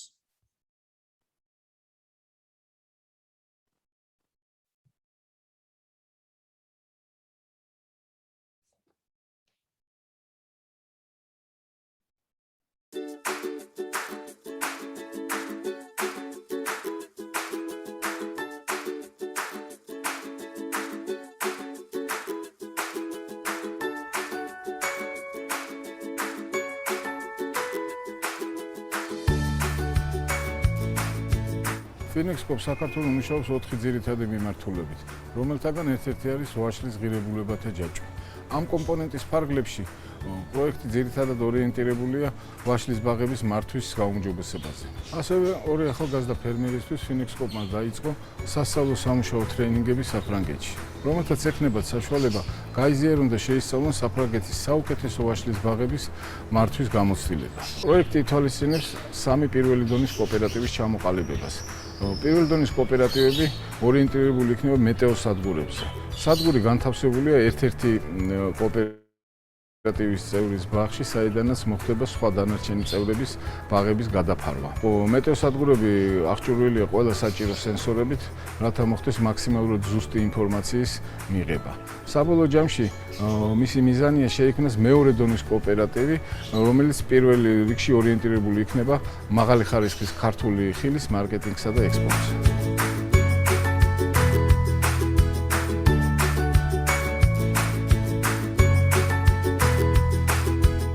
გამარჯობათ, მე ვარ დავით მეზრიშვილი. მაქვს 8 ჰექტარი მიწის ნაკვეთი. შეძენილი მაქვს სოფლის მეურნეობის მიწა სოფელ ბრეთის ტერიტორიაზე, გაშენებული მაქვს 5 ჰექტარი. ჩვენ მონაწილეობთ FinExCoop-ის პროექტის პროგრამაში. FinExCoop-ის მეშვეობით ჩვენს ბაღში დამონტაჟებული არის მეტეოსადგური, რომელიც საშუალებას გვაძლევს განსაზღვროთ ფოთოლზე სინესტის წყლის რაოდენობა, განსაზღვროთ საშუალო ტემპერატურა. ეს მეტეოსადგური სულ 2 თვის დამონტაჟებულია, მაგრამ ამ 1 თვის მანძილზე უკვე სერიოზული შეღავათი მისცა როგორც მე, ასევე ჩემს მეზობლად მდებარე ფერმერებს. გამოვიყენეთ უფრო ნაკლები პესტიციდი, რომელიც იყო ქეცის გავრცელების არეალში და ამით დავზოგეთ ხარჯებიც და დროც. ერთმანეთს უზიარებთ, გაუზიარებთ ჩვენს გამოცდილებას, გაუზიარებთ ჩვენს ცოდნას. ვითვალისწინებთ ყველანაირ შენიშვნებს, რომ ხარისხენად და ფიტოსანიტარულად დავაბინავოთ მოსავალი. ხვალდაზე ამე იყოს ევროპის ბაზარზეც შესაძლებელი იყოს ჩვენი პროდუქციის გაყიდვა.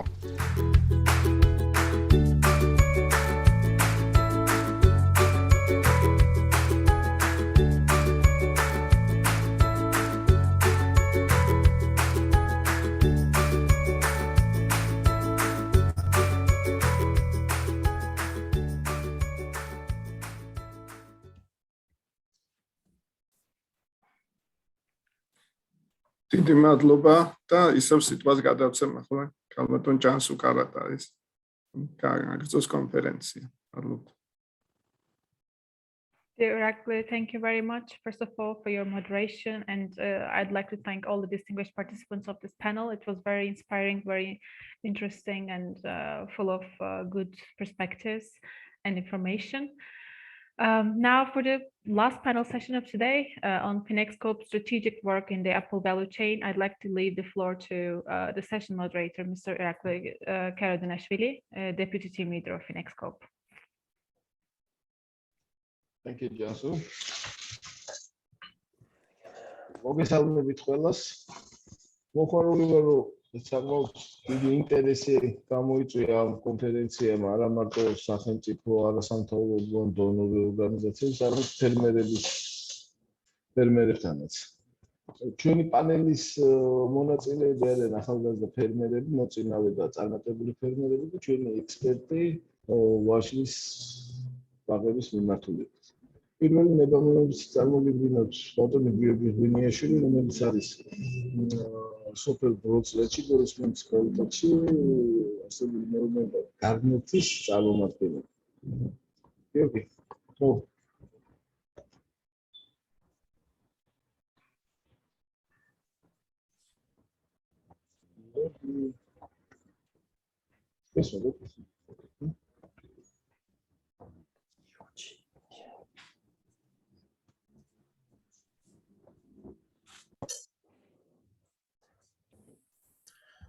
მოგესალმებით. მადლობა მოწვევისთვის. მივესალმებით დამსწრე საზოგადოებას.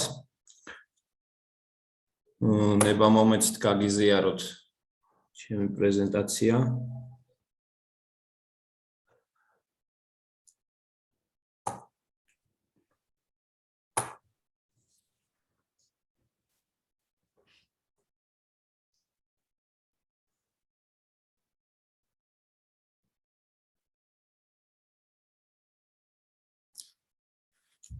მე ვარ გიორგი ღვინიაშვილი, მეხილი აგრონომი.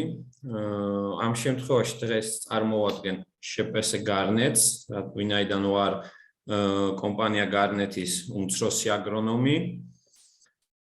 და დღევანდელი ჩემი მიზანია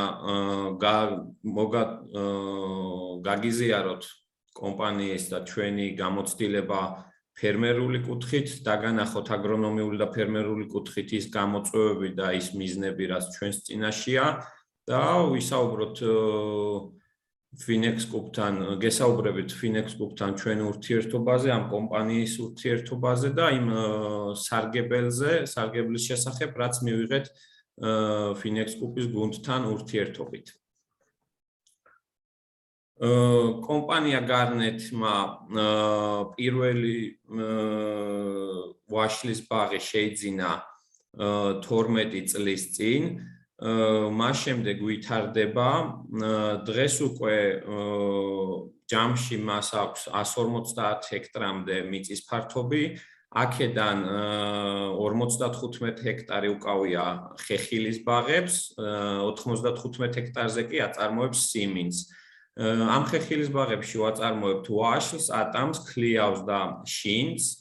შინდში პიონერები ვართ, შეიძლება ითქვას რეგიონში შინდის წარმოებით, მაგრამ მაინც საწყის ეტაპზეა და ასე ვთქვათ, რაღაცა ცდის ქვეშ არის ეს ყველაფერი, ცოტა ხანში გვექნება უკვე ინფორმაცია ამის შესახებ და შედეგი დაიდება. რაც შეეხება ვაშლს, ვაშლის ფართობი ჯამში არის 27 ჰექტარზე გვაქვს ვაშლი, აქედან 12 ჰექტარი არის ინტენსიური ბაღი, ხოლო 15 ჰექტარი არის ტრადიციული ტიპის ექსტენსიური ბაღი. კომპანია გარნეთი დღესდღეობით უკვე ფლობს სამაცივრე შემნახველ საწყობს და დღითი დღე ვითარდება ეს გუნდი და იგეგმება მომავალში უფრო მეტი ხეხილის ბაღის გაშენება. ამ გუნდს, კომპანია გარნეთის გუნდს მე ოფიციალურად შევუერთდი 2017 წელს, ჯერ კიდევ მაშინ, როდესაც მესამე კურსზე ვიყავი და მას შემდეგ ვითარდებით, ვაგროვებთ ინფორმაციას და ვიზრდებით. კომპანია გარნეთის მთავარი აგრონომი არის ბატონი ზვიად ბობოქაშვილი, რომელიც დღეს აქ გვესწრება. დიდი მადლობა მას. ის არის ასევე ჩემი მასწავლებელი და ლექტორი და ასე ვთქვათ, მისგან ბევრი რამე შევიძინე ამ წლებში. მადლობა მას ამ ყველაფრისთვის. მისი ხო სწორედ მისი ხელდასმით გაშენდა ეს ჩვენი ხეხილის ბაღები და ასე ვთქვათ, სწორი კუთხით დაიგეგმა და სწორ ჩარჩოებში ჩაძდა და დღემდე მოვიდა. ნებამომეცით გაჩვენოთ ჩვენი ექსტენსიური ბაღი და 1-2 სიტყვა გითხრათ მის შესახებ, როგორც მოგახსენეთ 12 წლის წინ შეიძინა კომპანიამ ეს ბაღი, ეს იყო პირველი ბაღი და პირველი გადადგმული ნაბიჯი სოფლის მეურნეობის კუთხით ამ კომპანიისთვის. ეს ბაღი არის 7-7-ზე გაშენებული, კვებისარი არის 7 მეტრი 7 მეტრზე. არ გვაქვს ამ ბაღში წვეთოვანი სარწყავი სისტემა, ჩვეულებრივ კვლებში მიგდებით მორწვა ხორციელდება. ჯიშებს რაც შეეხება არის როგორც თანამედროვე ჯიშები, მაგალითად გოლდენი, აიდარედი, გალა, ფუჯი, გრანისმიტი, ასევე ამ ბაღში გვაქვს ქართული ჯიშებიც, ძველი ქართული ჯიშები, როგორც არის სევე და კეხურა, ადგილობრივი ჯიშები. მოგეხსენებათ ამ ძველი ტიპის ბაღებს სჭირდება ძალიან დიდი სამუშაო საათები, მუშახელი ჭირდება ძალიან ბევრი. 10 წლის წინ ეს პრობლემას ნაკლებად წარმოადგენდა, მაგრამ დღეს და შემდგომ წლებში ვიცით, რომ უკვე ეს მეტად და მეტად პრობლემური ხდება ჩვენს ქვეყანაშიც მუშახელის დაქირავება და ეს რესურსი უფრო და უფრო შეზღუდული იქნება მომავალში, ამიტომ ეს დიდ პრობლემას წარმოადგენს ამ ასეთი ბაღებისთვის, ვინაიდან დიდი დრო და ენერგია იხარჯება მის გასხვლაზე, მის კრეფაზე, ვინაიდან ყოველ ნაბიჯზე უნდა კიბე გამოიყენო და ეს მოითხოვს დიდი რესურსს, დიდ ადამიანურ რესურსს. სხვა კუთხით ბაღი უკვე არის სრულად მსხმოიარე, საშუალო წვიული მოსავლიანობა გვაქვს 20-25 ტონა სტაბილურად.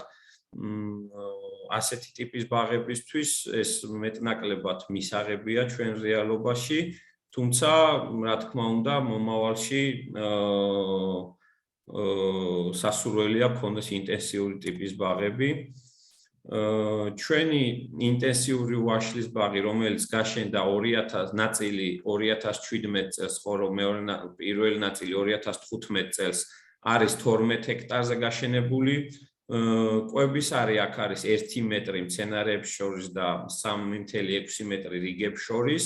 აქ უკვე გვაქვს სეტყვისგან დამცავი ბადეც, ანუ ეს კონკრეტული ბაღი სეტყვისგან აბსოლუტურად დაცულია, ეს დიდ პრობლემას წარმოადგენს, სეტყვა ზოგადად დიდ პრობლემას წარმოადგენს ჩვენ რეგიონში და სამწუხაროდ არ ვავიწყდებით ხოლმე და ხშირად გვაზარალებს. გვაქვს წვეთოვანი სარწყავი სისტემა და მოკლედ რომ ვთქვათ, ეს ბაღი სრულად არის აღჭურვილი და პასუხობს ყველა იმ თანამედროვე ტექნოლოგიურ მოთხოვნებს, რაც შეიძლება ინტენსიური ვაშლის ბაღისთვის იყოს წამოყენებული. აქ ჯიშების თვალსაზრისით გვაქვს მხოლოდ თანამედროვე ჯიშები, არ გვაქვს ქართული ადგილობრივი ჯიშები. არის გოლდენი, აიდარეთი, გალა, ფუჯი, პინოვა, გრანისმიტი, მასტერ რედკაპი და რედჯონა გოლდი. ერთ-ერთი ჩვენი საუკეთესო ჯიში არის, ну, რა თქმა უნდა, გოლდენი ყველგან წამყვანია, მაგრამ პინოვა არის ჩვენთვის ახალი ჯიში და ძალიან საინტერესო და ასე ვთქვათ, რეკომენდაციას ვაძლევთ ამ ჯიშს ჩვენ პირობებში. საკმაოდ გამძლეარი ქეცისადმი და კარგ და სტაბილურ მოსავალს იძლევა. ამ ბაღთან მიმართებაში შეგვიძლია ვთქვათ, რომ ბევრად უფრო ნაკლებ დროს ვკარგავთ ამ ბაღის გასხვლაში, ვიყენებთ პლატფორმებს, ტექნიკას და კრეფაშიც ბევრად უფრო ნაკლები დრო გვეხარჯება და რაც უმთავრესი არის, ვიღებთ უფრო დიდ მოსავალს და ვიღებთ უფრო მეტად ხარისხიან მოსავალს. ძალიან ბევრი შეიძლება ვისაუბროთ ტრადიციული ბაღების და ინტენსიური ბაღების პლუსებზე და მინუსებზე და შედარებით დახასიათება გავაკეთოთ, მაგრამ მე რისი თქმაც მინდოდა თქვენთვის და აი ამ ფოტოებით და აი ამ ორი სიტყვით რაც აღწერე, მინდა გითხრათ ის რომ ჩვენი ეს გამოცდილება რომ ვუვლით და გვაქვს სტანდარტული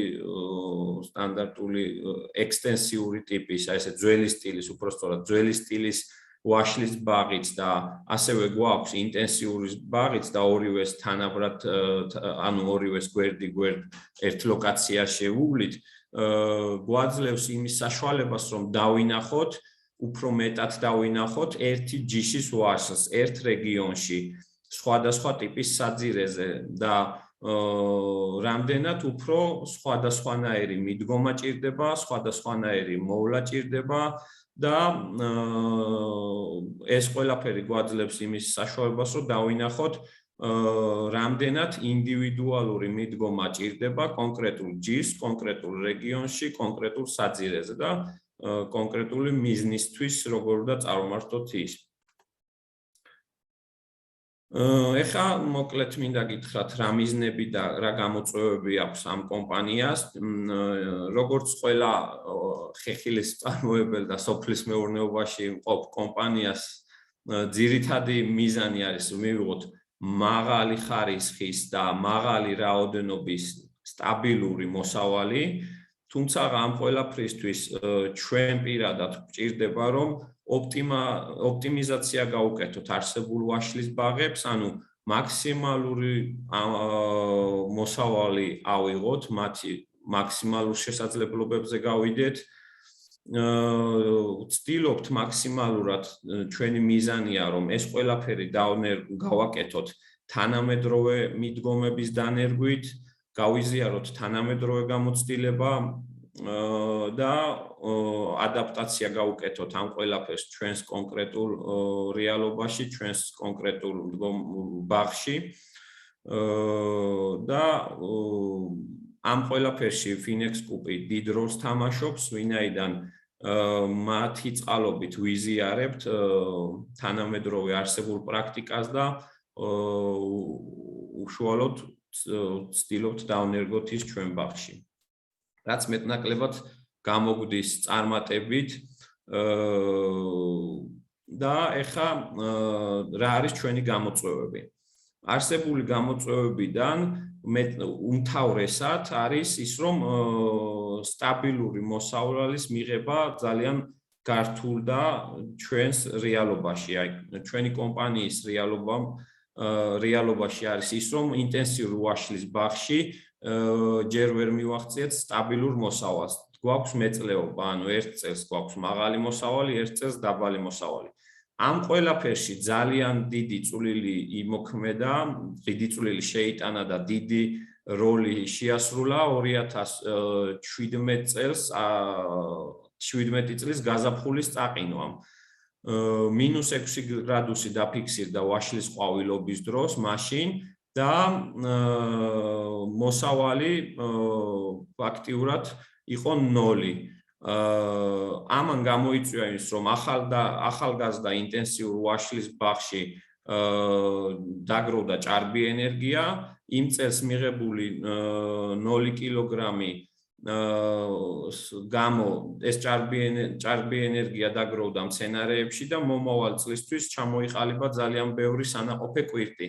მომავალ წელს კიდევ როგორც აღმოჩნდა ჩვენი გამოცდილება არ იყო საკმარისი, კი ხელით დავანორმეთ ვაშლის ნაყოფები და შევეცადეთ რომ აგვერიდებინა ჭარბი მოსავალი, მაგრამ ჩვენი გამოცდილება არ აღმოჩნდა საკმარისი ამ ღონისძიების სწორად შესრულებისთვის და მაინც ზედმეტად ჭარბი მოსავალი მივიღეთ ზოგ ჯიშში 60-70 ტონა ჰექტარზე, მაგრამ ახალგაზრდა ბაღისთვის ეს იყო ძალიან გადაჭარბებული მოსავალი, ეს დასრული ბაღისთვის არის მისაღები და არც ისე დიდი ციფრი, თუმცა 3 და 2 და 3 წლის ბაღისთვის ეს იყო ზედმეტად ჭარბი მოსავალი, რამაც გამოიწვია შემდეგ წელს მოსავლის მკვეთრი ვარდნა. ფაქტიურად მესამედზე ჩამოვიდა შემდეგ წელს ეს მოსავალი და აი ეს პრობლემა დღემდე ნაწილობრივ უკვე გამოვასწორეთ, მაგრამ მაინც დღემდე მოყვება აი ეს მაშინდელი ყინვის ზეგავლენა. ამ პრობლემასთან ბრძოლისთვის მნიშვნელოვანია, როგორც წავახსენე, ნაყოფების დანორმება. ჩვენ ძირითადად ხელით ვაკეთებთ ამას და მუშახელის ფიზიკური ძალით, ანუ მექანიკურად ვაშორებთ ნაყოფებს მცენარიდან, თუმცა დავიწყეთ წელს უკვე ქიმიური პროდუქტის გამოყენება, საცდელი შესხურება გავაკეთეთ რამდენიმე ჰექტარზე და მომავალში ალბათ უფრო მეტად დავნერგავთ პრაქტიკაში ამას. რაც შეეხება ირიგაციას და ფერტიგაციის ოპტიმიზაციას, მეტნაკლებად ეს ჩამოყალიბებულები ვართ და გარკვეული გეზი გვიკავია, მაგრამ გამომდინარე იქიდან, რომ ჩვენს რეგიონში მაღალი pH მაჩვენებელია და მაღალი კარბონატობა ნიადაგში, მაინც მოითხოვს ინდივიდუალურ მიდგომას, მცენარეებს უჭირთ რკინის და კალციუმის შეთვისება, ამიტომ მაინც გჭირდება უფრო მეტი ინდივიდუალური მიდგომა, ასე რომ გარკვეულწილად ეს კუთხეც, ეს ასპექტიც გამოწვევად რჩება. სხვა ფორმირებასაც შეეხება საკმაოდ სწორად დავიწყეთ ჩვენი მცენარეების ფორმირება, ეს ძალზე მნიშვნელოვანი ასპექტია, ვინაიდან ახალგაზრდა ბაღში ძალზე მნიშვნელოვანია მცენარის სტრუქტურის ჩამოყალიბება, რაც პირდაპირ კავშირშია შემდგომ წლებში მის მოსავლიანობასთან. მეტნაკლებად სწორი კუთხით მივდივართ, თუმცა ვინაიდან გამომდინარე იქიდან, რომ გვაქვს რამდენიმე ჯიში, მაინც ეს მოითხოვს ჯიშის დონეზე სხვადასხვა კორექტირებებს, მოითხოვს ჯიშის დონეზე სხვლის ოპტიმიზაციას და ამ კუთხითაც მაინც გვაქვს პატარა გამოწვევები. რაც შეეხება მოსავლის აღებას, მოგეხსენებათ, მოსავლის ხანგრძლივი შენახვისთვის უარყოფით ზეგავლენას ახდენს როგორც მოსავლის ზედმეტად ადრე აღება, ასევე მოსავლის აღების დაგვიანებაც. ჩვენს კონკრეტულ ნაკვეთებში ვაკვირდებით ნაყოფის ზომას, ვზომავთ ნაყოფის სიმკვრივეს, ვზომავთ ნაყოფში არსებულ შაქრის შემცველობას, ვაკვირდებით ასევე მის შეფერილობას და ამ მონაცემების გაანალიზების შემდგომ ვიწყებთ მოსავლის კრეფას. მაგრამ კიდევ ერთხელ, ვინაიდან რამდენიმე ჯიშს ვაწარმოებთ, თითოეულ ჯიშს უნდა მაინც ინდივიდუალური მიდგომა, ყველა აი ამ ჩამოთვლილ ასპექტებს ზემოთ ხსენებულ აი ამ აგროღონიზიებებს ჭირდება ის, რომ გქონდეს ინფორმაცია დაგროვებული და აი ამ დაგროვილი ინფორმაციის საფუძველზე და აი ამ პრაქტიკის საფუძველზე მიიღოს სწორი გადაწყვეტილებები. და აი ხა ამ გამოწვევებთან და ამ მიზნებთან, ამ მიზნების მიღწევაში და ამ გამოწვევებთან გამკლავებაში როგორ დაგვეხმარა ჩვენ FinExCoop-თან ურთიერთობა. FinExCoop-თან ურთიერთობის ფარგლებში ჩვენ გვქონდა რამდენიმე თეორიული და პრაქტიკული ტრენინგი. ბატონი მარკ ლანციენი უძღვებოდა ამ თეორიულ და პრაქტიკულ ტრენინგებს, რომელიც მოწვეული იყო საფრანგეთიდან. ეს საფუძვლიან და ღრმა ინფორმაციას გადმოგცემდა, ღრმა პრაქტიკულ ინფორმაციას გვიზიარებდა. თითოეული თეორიული პრეზენტაციის შემდგომ იყო პრაქტიკული ტრენინგები და ველზე გასვლა და ნაკვეთში ვიზიტი სხვადასხვა ოპერაციების დროს. FinExCoop-თან ურთიერთობის შედეგად ასევე ჩვენ კომპანიას შესაძლებლობა აქვს წვდომა აქვს ახლა უკვე მეტეოსადგურთან, ჩავერთვეთ ამ კოოპერირებაში, რომელიც გულისხმობს მეზობელი ფერმერების გაერთიანებას და ჩვენი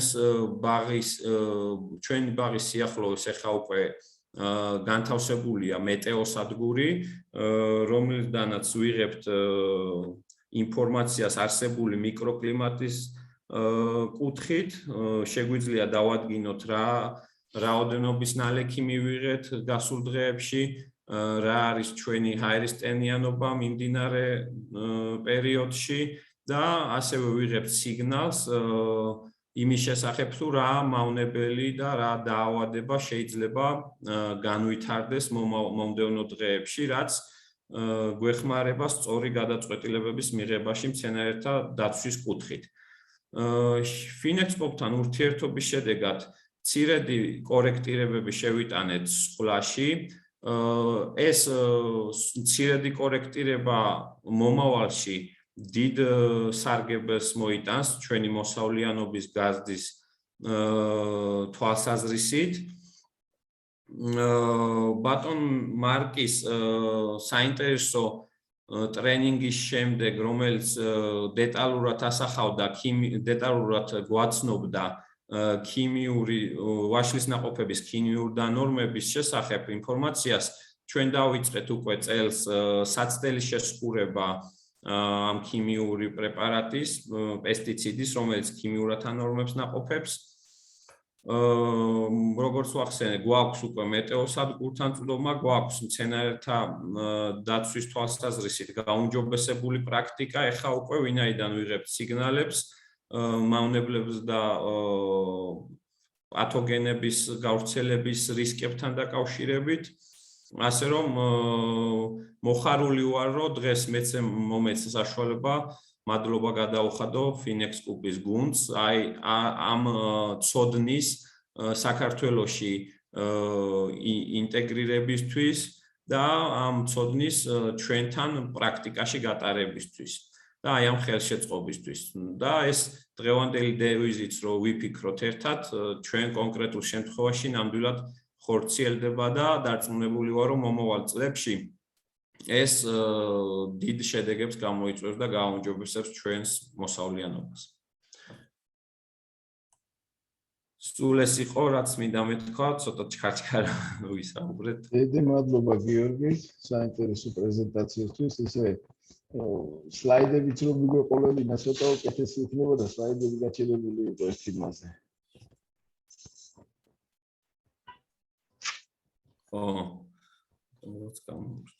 ხო, არა, უშავს, მაგრამ ძალიან საინტერესო ინფორმაცია იყო და საინტერესო პრეზენტაცია. დიდი მადლობა ამისთვის და მადლობა შენ, რომ ეს დაინტერესებული ხარ და დაინტერესებული ხარ და თანამედროვე ტექნოლოგიებს მიღები ხარ. დიდი მადლობა. შემდეგი პანელისტები წარმოგიდგენთ ბატონი ირაკლი ესართია, საერთოდ ფერმერი, რომელიც საწყისიდან თანამშრომლობს ჩვენთან ერთად, არის წარმატებული ფერმერი და ბატონი ირაკლის რომ წარმოადგენს თავის პრეზენტაცია.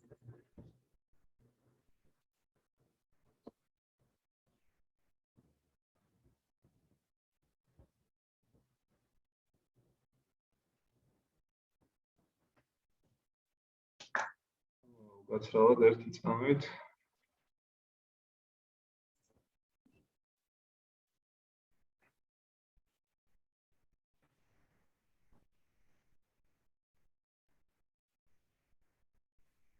უკაცრავად რატომღაც ვერ ვახერხებ და იქნებ თქვენ ჩამირთოთ თუ არის მაგის საშუალება. Screen sharing-ს ვერ აღარ ბატონო? Screen sharing-ს ვერ ახერხებ? ხო, აი რაღაცა ეგ პრეზენტაცია ვერ არ ჩანს აი იმის დროს. სამეთ.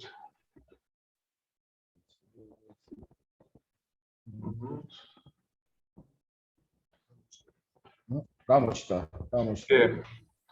მადლობთ. ისმის ჩემი ხმა ნორმალურად, ხო? კი, კარგად. მოგესალმებით ყველას. მადლობა მოწვევისთვის. მე გახლავართ ირაკლი ესართია, შპს აგროგანვითარების ჯგუფის თანადამფუძნებელი და დირექტორი და მე დღეს მინდა ვისაუბრო FinExCoop-ის როლზე მავნებლებთან ბრძოლის მიმართულებით. შემდეგი სლაიდი შეიძლება.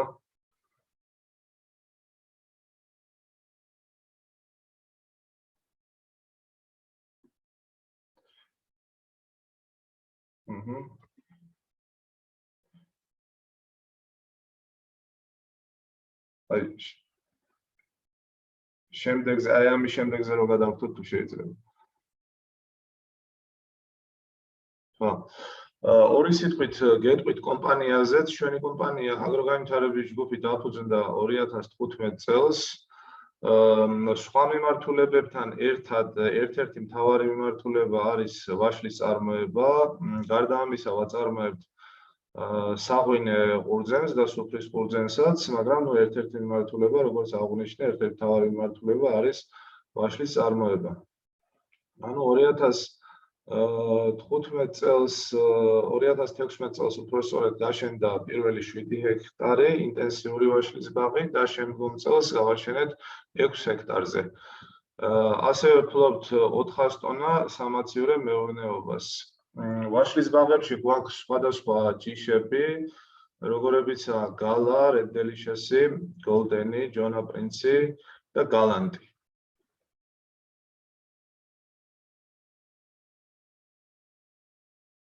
აი შემდეგი სლაიდი თუ შეიძლება. მადლობთ. ხო, ეხლა რაც შეეხება ყოველივე ამ პროცესის დაწყებას, რაღაც თავისებური ისტორია აქვს. მე პირადად არ ვარ პროფესიით აგრონომი, ვარ ფინანსისტი. არ მქონდა რამე ისეთი განსაკუთრებული გამოცდილება, არც თეორიული, არც პრაქტიკული ამ საქმის დაწყების დროს.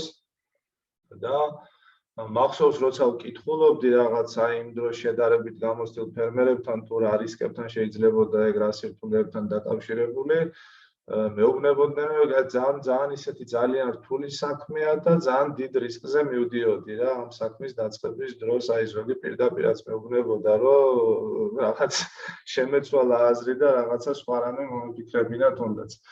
თუმცა ყოველ შემთხვევაში იმის იმედით, ну ასე ვთქვათ, მაქსიმალური მონდომების, შრომის, სწავლის სურვილის იმედით საბოლოოდ გადაიქცა ეს ნაბიჯი და დავიწყეთ საქმიანობა, როგორც აღვნიშნე 2015 წელს.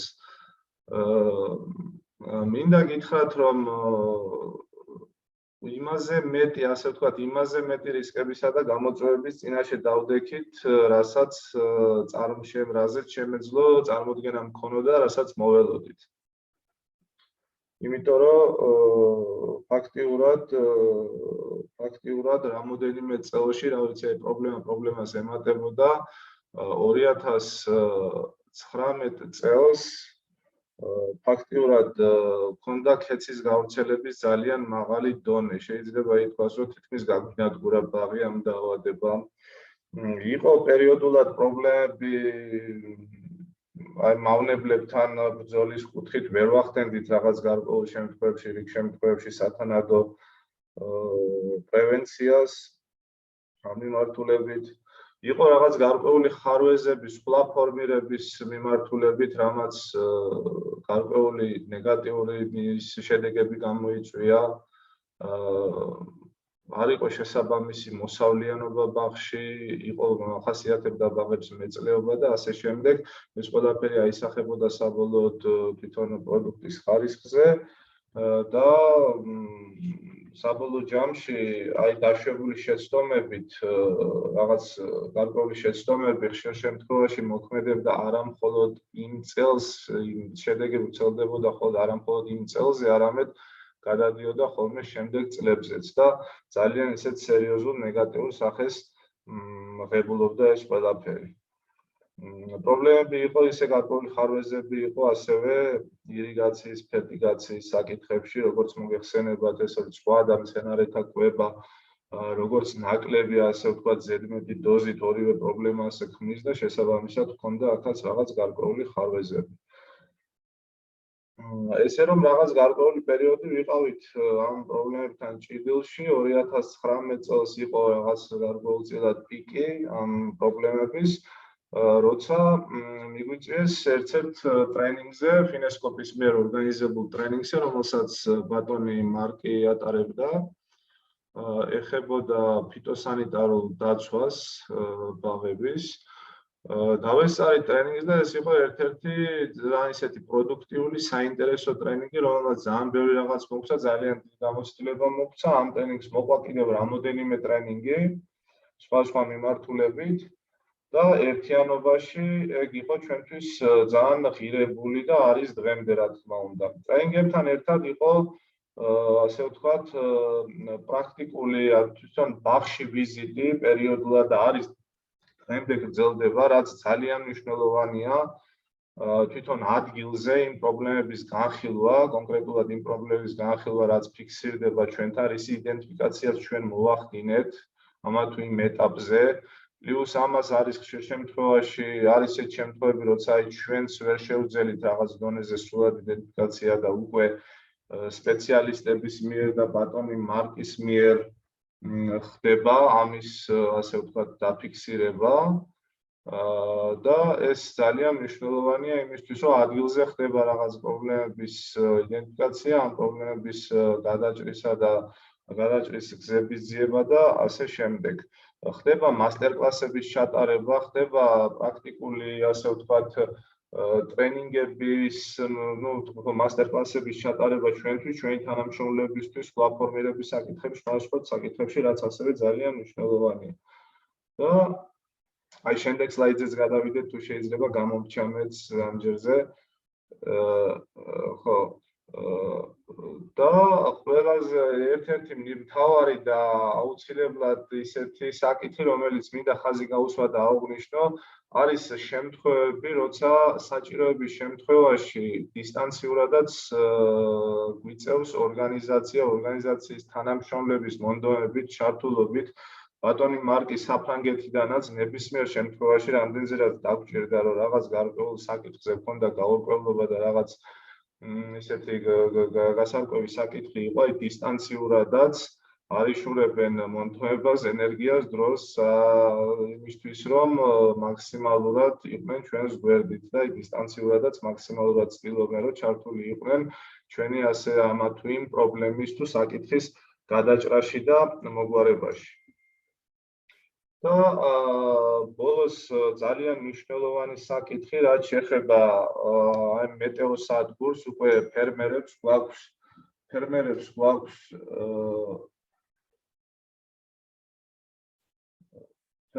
გვაქვს საშუალება იმისა, რომ სარგებლობთ მეტეოსადგურით, რომელიც გვაძლევს ინფორმაციას წინასწარ იმისას, თუ რა ღონისძიებების გატარებაა საჭირო და ხდება დროული პრევენცია ამა თუ იმ დაავადების, ასე ვთქვათ,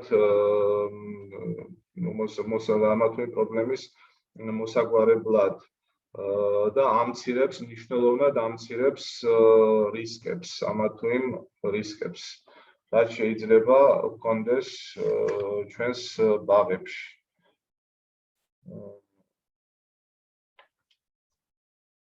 ერთი შემდეგზეც გადავიდეთ, შემდეგ სლაიდზე.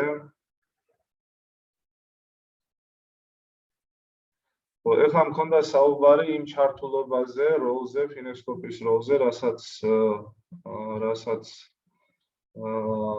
FinExCoop-ი აკეთებს ჩვენთან მიმართებაში, ჩვენ საქმიანობაში და ეხლა ვისაუბრებ იმ შედეგებზე, თუ რა მოგვცა ამან, თუ რას გვაძლევს ეს ყველაფერი. დღეს ჩვენ ფაქტიურად მივახციეთ იმას, რომ დაავადებების და მავნებლების გავრცელების რისკი მინიმუმამდე არის შემცირებული. დღეს გულისხმობა აი წინა წელს, უკვე წლევანდელ წელს, ბოლო 2 წელი შეიძლება ითქვას, რაც ჩართულია აქტიურად ეს ორგანიზაცია ჩვენ საქმიანობაში, მინიმუმამდეა შემცირებული დაავადებების რისკი. ასევე მე მქონდა საუბარი სხვა ფორმირების პროცესზე და იმ ხარვეზების გამოსწორების შემდეგ, რაც ჩვენ მქონდა საგრძნობლად არის გაზრდილი მოსავლიანობა. და ამავდროულად ჩვენ მივახციეთ ფაქტიურად სტაბილურობას, რა მოსავლიანობის სტაბილურობას, რაც ძალიან მნიშვნელოვანია. ანუ აქ გულისხმობ იმას, რომ აი მეწლეობის პრობლემები არ არის აი ბოლო წლებში. მივახციეთ ასევე ხარისხის გაუმჯობესებას, რაც აისახება ნაყოფის ზომაზე, ვიზუალზე, ფერზე და ასე შემდეგ, რაც ასევე ძალიან მნიშვნელოვანია. და ეს ერთიანობაში ფაქტიურად ჩვენ გვიზრდის შეფერმერებს, შემოსავლებს, ჩვენ შემთხვევაში ზრდის ეს შემოსავალს და არა მარტო ჩვენ შემთხვევაში, რაც ნებისმიერ ფერმერისთვის რა თქმა უნდა მნიშვნელოვანია და აუცილებელია და მნიშვნელოვნად ამცირებს ხარჯებს. განსაკუთრებით აი მეტეოსადგურით სარგებლობის შემდეგ მნიშვნელოვნად მოხდა რაღაც გარკვეული ხარჯების დაზოგვა, იმიტომ რომ სანამ მეტეოსადგურით სარგებლობის საშუალება იქნებოდა, ჩვენ პრევენციისთვის იძულებული ვიყავით გაცილებით მეტჯერ გამოგვეყენებინა ესათვის პრეპარატი, რაც გარკვეულ ხარჯებთან არის დამოკიდებული. ახლა კი ზუსტად ვიცით, როდის, რა დროს, რა დოზით არის საჭირო მათი გამოყენება. აი ესეთი პოზიტიური შედეგები გვაქვს FinExCoop-ის ჩართულობით და რა ვიცი, აი რეგლამენტით განსაზღვრულ დროში რაღაც მოკლედ სულ ეს იყო, რისით ხმაც შემეძლო. ძალიან დიდი მადლობა მინდა გადაუხადო კიდევ ერთხელ ორგანიზაციის ყველა თანამშრომელს, ბატონ მარკს განსაკუთრებით და მადლობა ყურადღებისთვის. მადლობა ირაკლი, საინტერესო ბევრი მომწველი პრეზენტაციისთვის და მადლობა ასე პოზიტიურად შეფასებისთვის ჩვენი საფრთხის. მადლობა. ახლა კი მინდა წარმოგიდგენოთ ჩვენი საერთაშორისო ექსპერტი, რომელზეც ორივე პრეზენტატორმა ისაუბრა, ბატონი მარკი.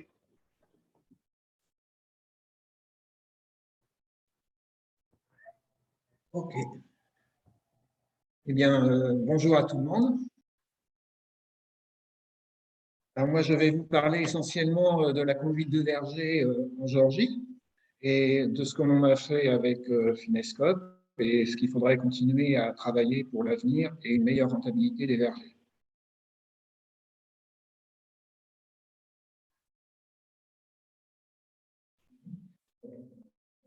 Tout d'abord, je vais vous présenter les points positifs déjà de la culture de pommes en Géorgie. Donc, on a un climat qui est tout à fait adapté à la production de pommes et qui est d'ailleurs très proche du climat qu'on peut rencontrer en France. Deuxième point, on a des structures arboricoles en bon état, récentes, un verger qui est vraiment bien adapté au niveau des cultures intensives, au niveau installation. Et puis, comme vous avez pu le voir, on a une très bonne motivation des arboriculteurs et c'est très intéressant de travailler avec ces arboriculteurs géorgiens qui souhaitent vraiment améliorer leurs résultats. Et je les remercie pour leur reconnaissance d'ailleurs, dont il vient de nous fournir quelques exemples.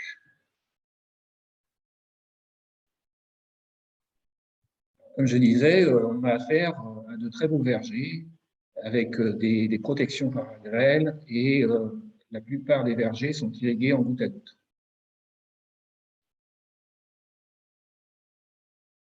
Au niveau des points critiques, nous avons quand même un certain nombre de problèmes qui ont déjà été évoqués précédemment et je vais revenir sur 3 problèmes majeurs qui pénalisent vraiment la production.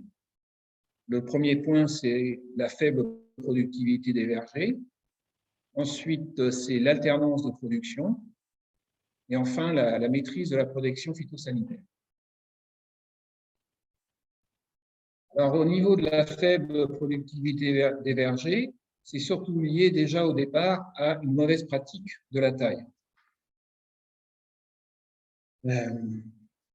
Les arboriculteurs géorgiens avaient l'habitude de travailler avec des vergers extensifs et ils ont, au niveau de la taille, gardé un peu la façon de tailler dans ces vergers extensifs, et ça nuit franchement énormément à la production dans un verger intensif. On a une diminution du rendement très importante qui est provoquée par une mauvaise adaptation de la taille d'hiver. Au niveau des constats, on peut remarquer, on en a parlé déjà précédemment, du problème de l'alternance. On a une alternance qui est très très importante et qui est renforcée également par une la taille d'hiver.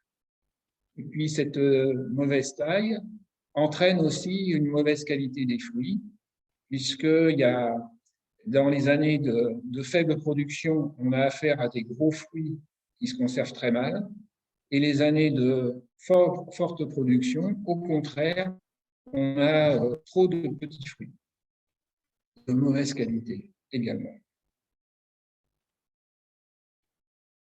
Alors, depuis 2 ans, j'interviens avec FinExCoop dans les vergers. On a fait beaucoup de formations au niveau de la taille et des démonstrations dans les vergers. Pour les arboriculteurs qui ont bien suivi au conseil, ils ont pu constater des augmentations de rendement très importantes, de l'ordre de 50%. On a pu passer des vergers de 30 tonnes hectares à 60 tonnes hectares quasiment. Et ces bons résultats ont fait que les arboriculteurs ont été très motivés pour partager leur expérience, communiquer entre eux et transmettre leurs résultats. Et parfois, on est arrivé dans des vergers où on n'était jamais allé. Et précédemment, les producteurs avaient déjà transmis des messages et des améliorations ont été faites dans beaucoup de vergers. Pour le futur, il faut absolument qu'on continue à travailler sur le suivi et la vulgarisation des méthodes de taille afin de sensibiliser un maximum de personnes, puisqu'il y a vraiment un travail important à faire à ce niveau-là. Concernant l'alternance de production, on a pu constater dans les chiffres qui ont été présentés qu'on avait une production nationale qui variait quasiment du simple au double tous les ans. Donc ça pose un sérieux problème. L'éclaircissage se fait essentiellement manuellement au mois de juin et on verra que cet éclaircissage qui est fait au mois de juin ne va pas modifier l'alternance. C'est une période trop tardive pour intervenir sur la régulation de la production. Et c'est pour cette raison qu'il faudrait pouvoir utiliser faire des interventions plus précoces et notamment avec l'éclaircissage chimique. L'éclaircissage chimique est absolument capital pour pouvoir réguler la production. Alors, il y a plusieurs facteurs qui limitent l'utilisation de l'éclaircissage chimique en Géorgie. Tout d'abord, au niveau des produits, il n'y a qu'un seul produit qui est enregistré en Géorgie, c'est l'exilis, l'hormone 6-BA. Donc, il faudrait pouvoir envisager la venue d'autres produits sur le territoire pour réaliser des éclaircissages chimiques qui soient satisfaisants, parce qu'un seul produit, c'est quand même limité. Et puis, il y a aussi le fait qu'il y a une méconnaissance au niveau de l'éclaircissage chimique et la peur de suréclaircir. Donc, au niveau des actions qu'on a amenées avec FinExCoop, on a commencé à mettre au point des programmes à base d'exilis, puisqu'on n'a pas le choix au niveau des produits. Et des premiers essais ont été faits ce printemps et on pourra faire le point notamment au mois de juillet. Et puis, on a fait aussi des démonstrations sur place de ce qu'on appelle l'extinction, c'est-à-dire la destruction manuelle des bouquets floraux. Donc, cette intervention est donc très précoce et permet également d'avoir une action pour limiter l'alternance. Alors, pour le futur, il faut absolument qu'on arrive à obtenir d'autres produits éclaircissants en Géorgie pour avoir des programmes d'éclaircissage complets et efficaces. Et puis, il faut multiplier les essais pour sécuriser les producteurs au niveau de l'éclaircissage chimique, voire installer des vergers vraiment ce niveau-là, parce que les gens ont vraiment très très peur d'utiliser ces produits-là et de suréclasser.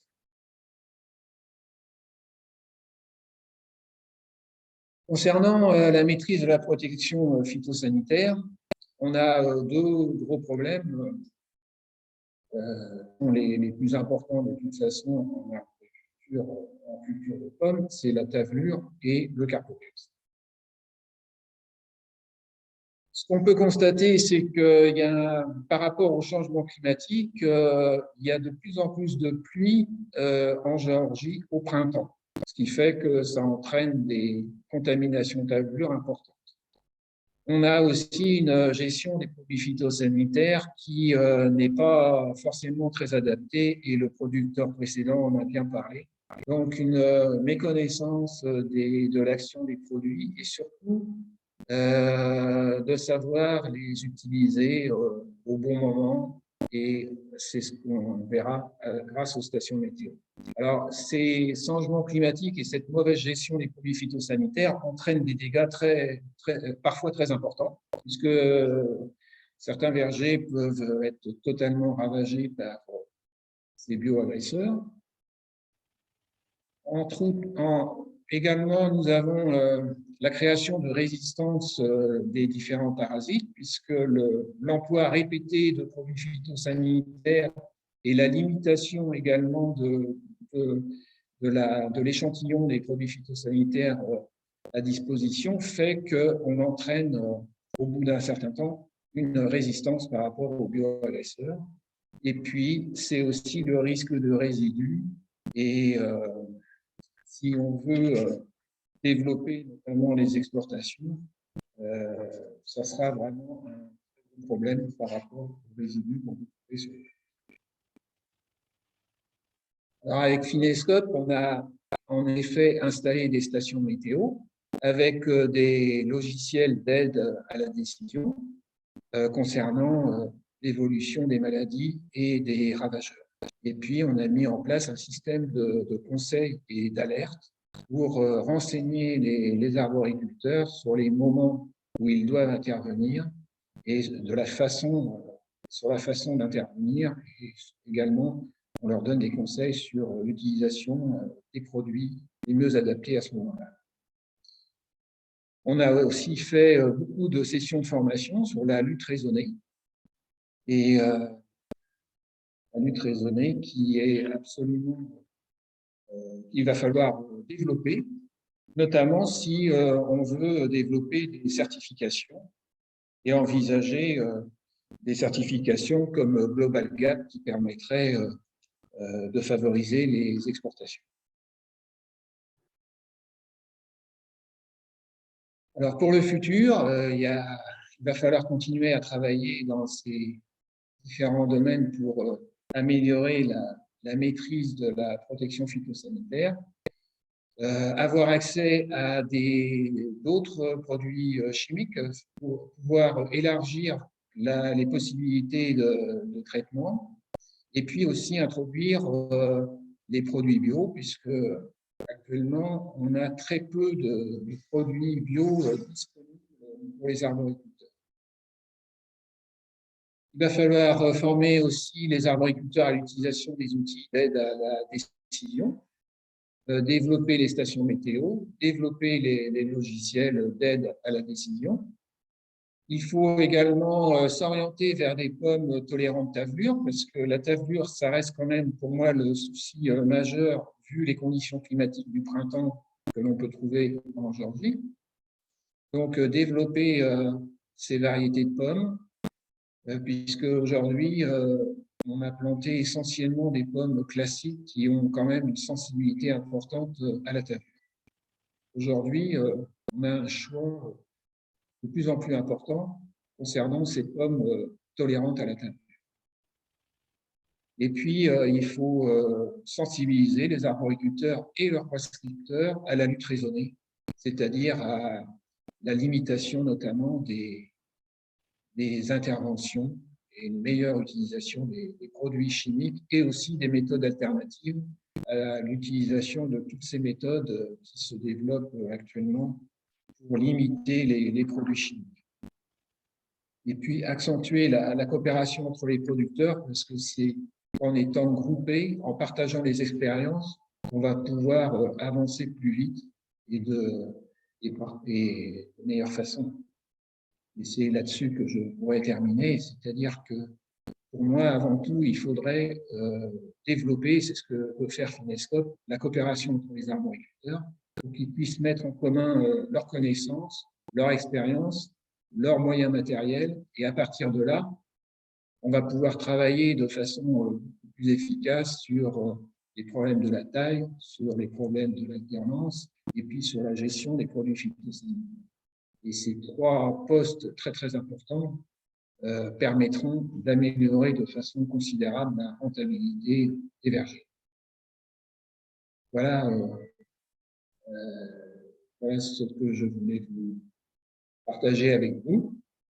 Je vous remercie pour votre écoute. Et si vous avez des questions, je suis prêt à répondre à ces questions. დიდი მადლობა მარკ იმ გაწეული საქმიანობისთვის, რაც ამ წლების მანძილზე გადაწიაში ქართული ფერმერების დახმარებისთვის და აგრეთვე რა თქმა უნდა დიდი მადლობა საინტერესო პრეზენტაციისთვის. მადლობთ.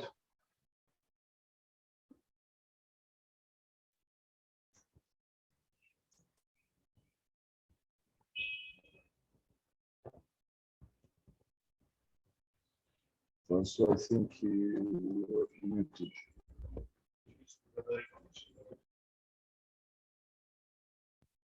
Sorry. There is something wrong with my mic. Okay, can you hear me now? Yes. Okay, great. Thank you. Thank you, Irakli. Thank you, distinguished speakers, for this interesting discussion. With this panel, actually, we are finishing the first day of this forum. I hope you all enjoyed and found it insightful. So my last words today, please note that tomorrow we will be continuing with two more very interesting plenary sessions, which will be focusing on the opportunities in the upper value chain towards European markets and more value-adding practices. So as it was today, the session will start at 10 a.m. TBDC tomorrow. Yeah, once again, thank you very much, and I hope to see you tomorrow morning. So thank you. Thank you. Thank you. Thank you, everybody. Bye-bye. Thank you. Thank you. Thank you. Hamdish. Hamdish, madloba. Bye bye. See you tomorrow.